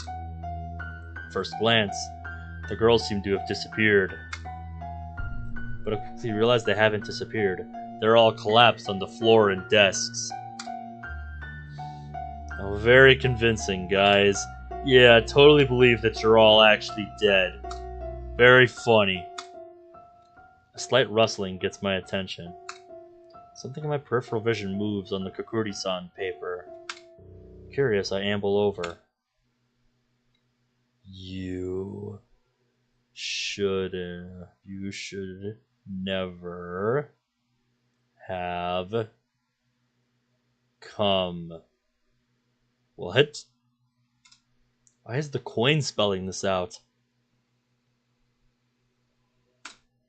More importantly, how is the coin moving by itself? My mind flashes back to what Yuri said before I left. We hadn't properly finished the game. There was a certain procedure that we were supposed to follow. But what happens if you don't do all that? Hold on, it's not like ghosts are real, though. Right? They've got to be playing a prank on me right now. Right? I reach down to shake Monica's shoulder. She's lying prone on the floor, and I can't help but feel a dread that her body will be cold. As I start to reach down, I freeze. Those footsteps outside? No one else is supposed to be in the school, right? In a panicked state, I scan the bodies on the floor. All the girls are here, so... The footsteps grow louder and louder. They don't sound normal. Almost like they're shuffling or dragging along. Is this real? Am I starting to hear things now? The blood rushing through my ears is drowning out the sound of the footsteps. Where are they now? I can't tell. Are they close by? Should I hide? How much time until they reach the club room? I can't tell. Shit!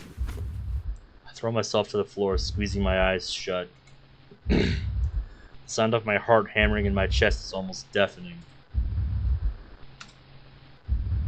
Over the drumming of my heart, I hear it. The footsteps stopping right outside the club room.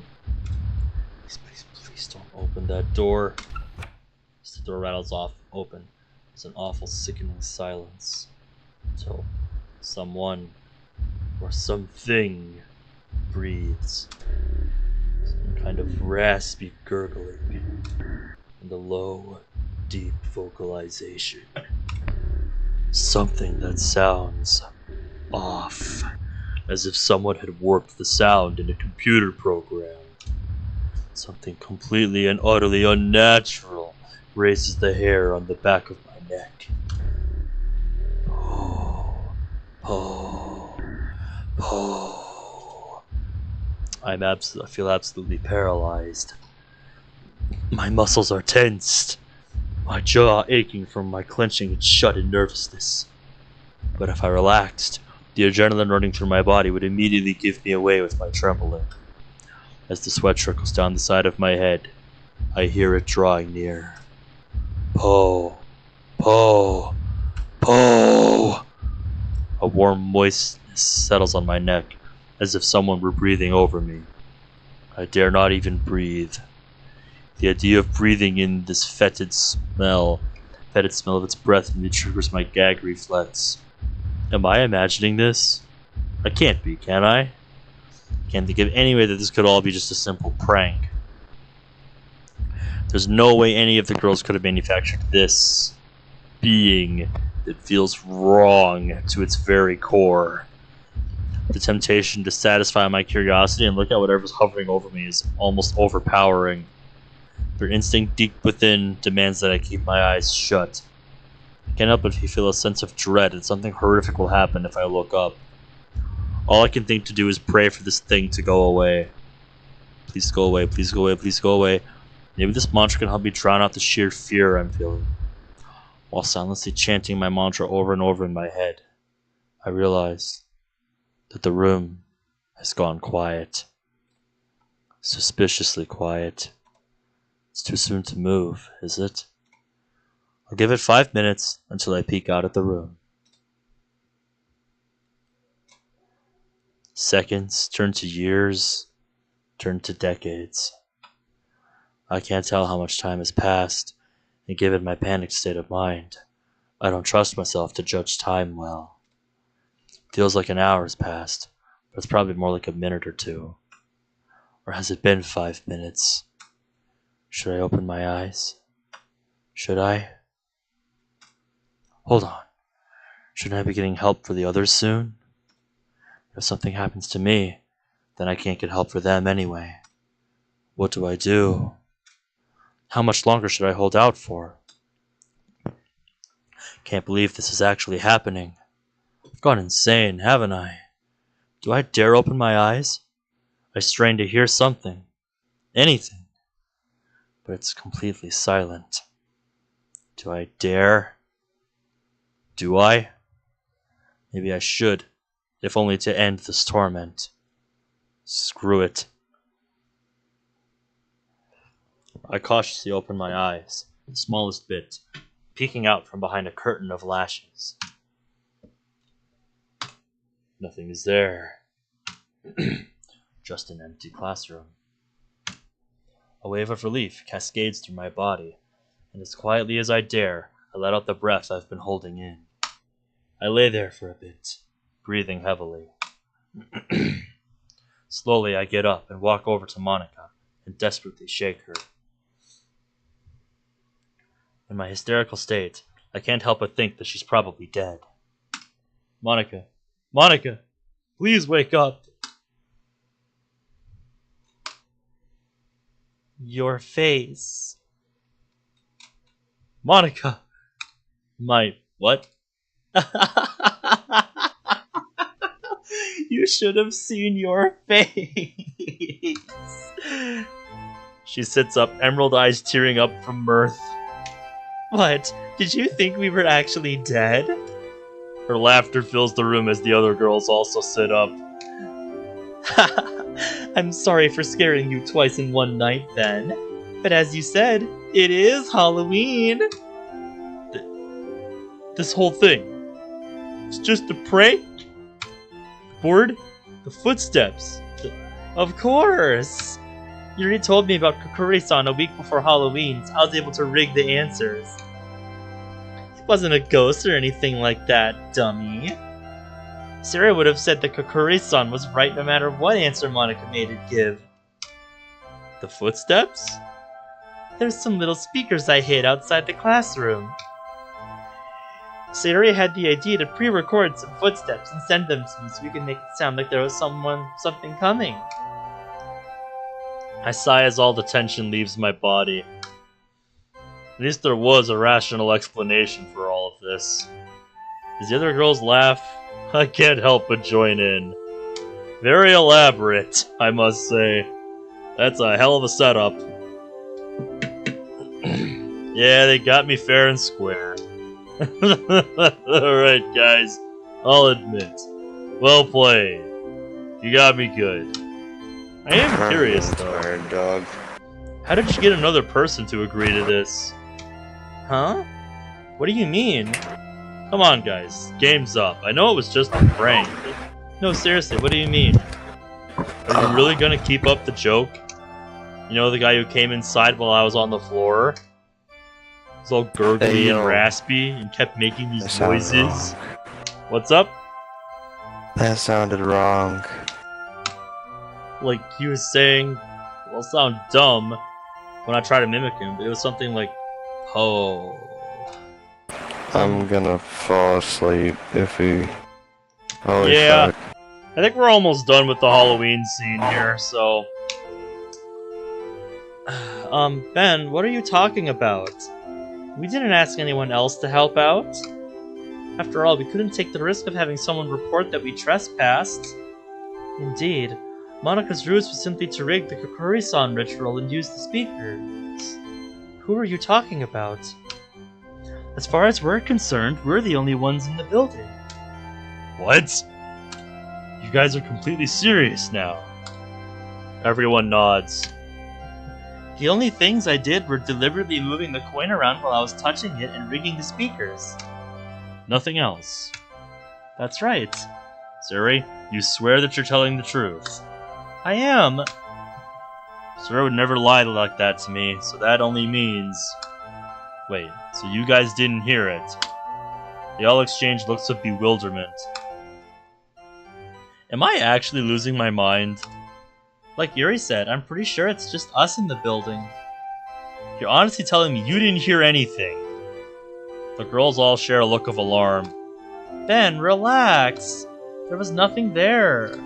It's okay. Yeah, even if there was some spooky ghost, I would have kicked its butt. That tinge of humor, along with Sayori's reassurance, helps me calm down a little.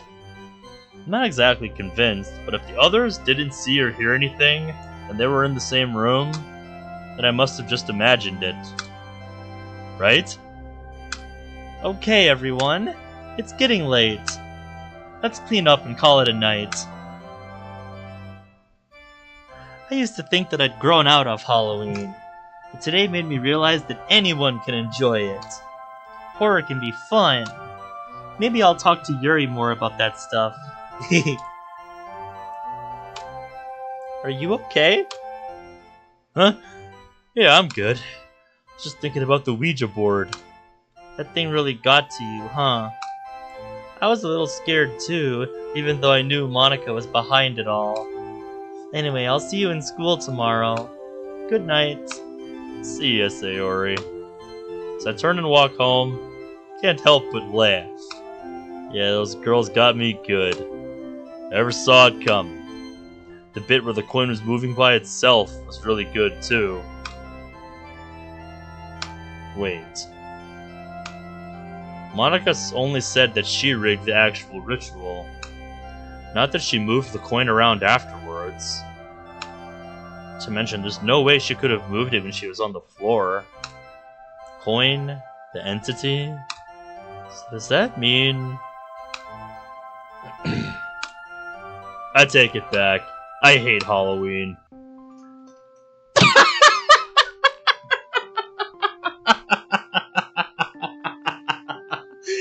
He's like not even gonna think about it. Oh my god, that is rich. That is fucking rich.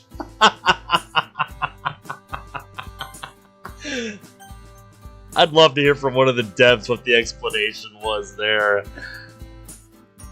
I don't know if there was like a sequence set up somehow to spell that out, or if he just imagined that too.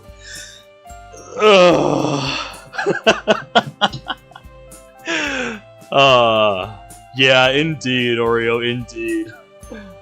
Well, it was a late start tonight, but we still got a nice, good episode out of it. I think I'm gonna have to update the thumbnail, since we did all the Halloween stuff from the mod today. I think I gotta make it focused around that. I think this is like the longest session. It might be, yeah. Normally they tend to be a little shorter.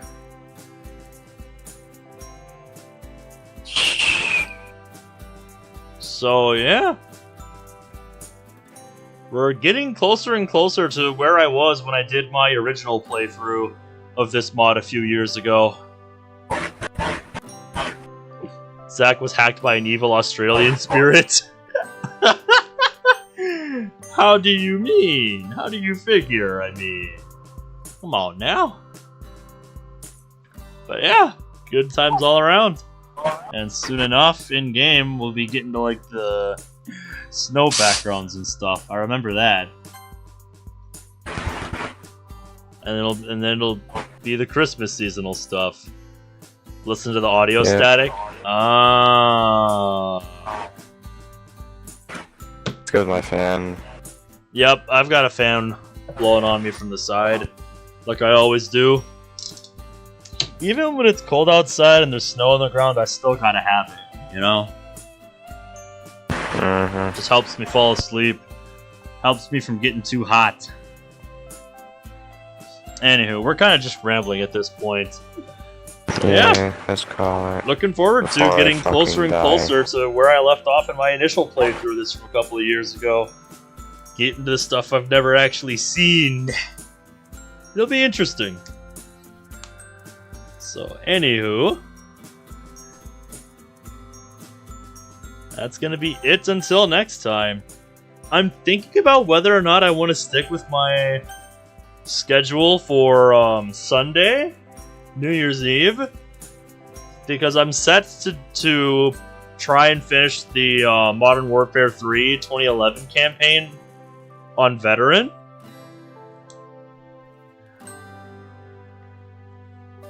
Thinking if I want to do something else.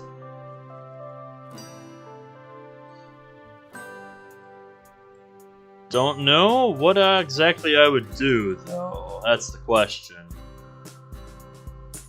Anyway, I'll figure it out. So yeah. Thank you guys for watching. Yeah, what's up? Alright. Have you seen the Christmas mod yet? Sanzi's Christmas mod? Yes. No, I still have to do that. Do it. Yep. It is on my ever-growing to-do list.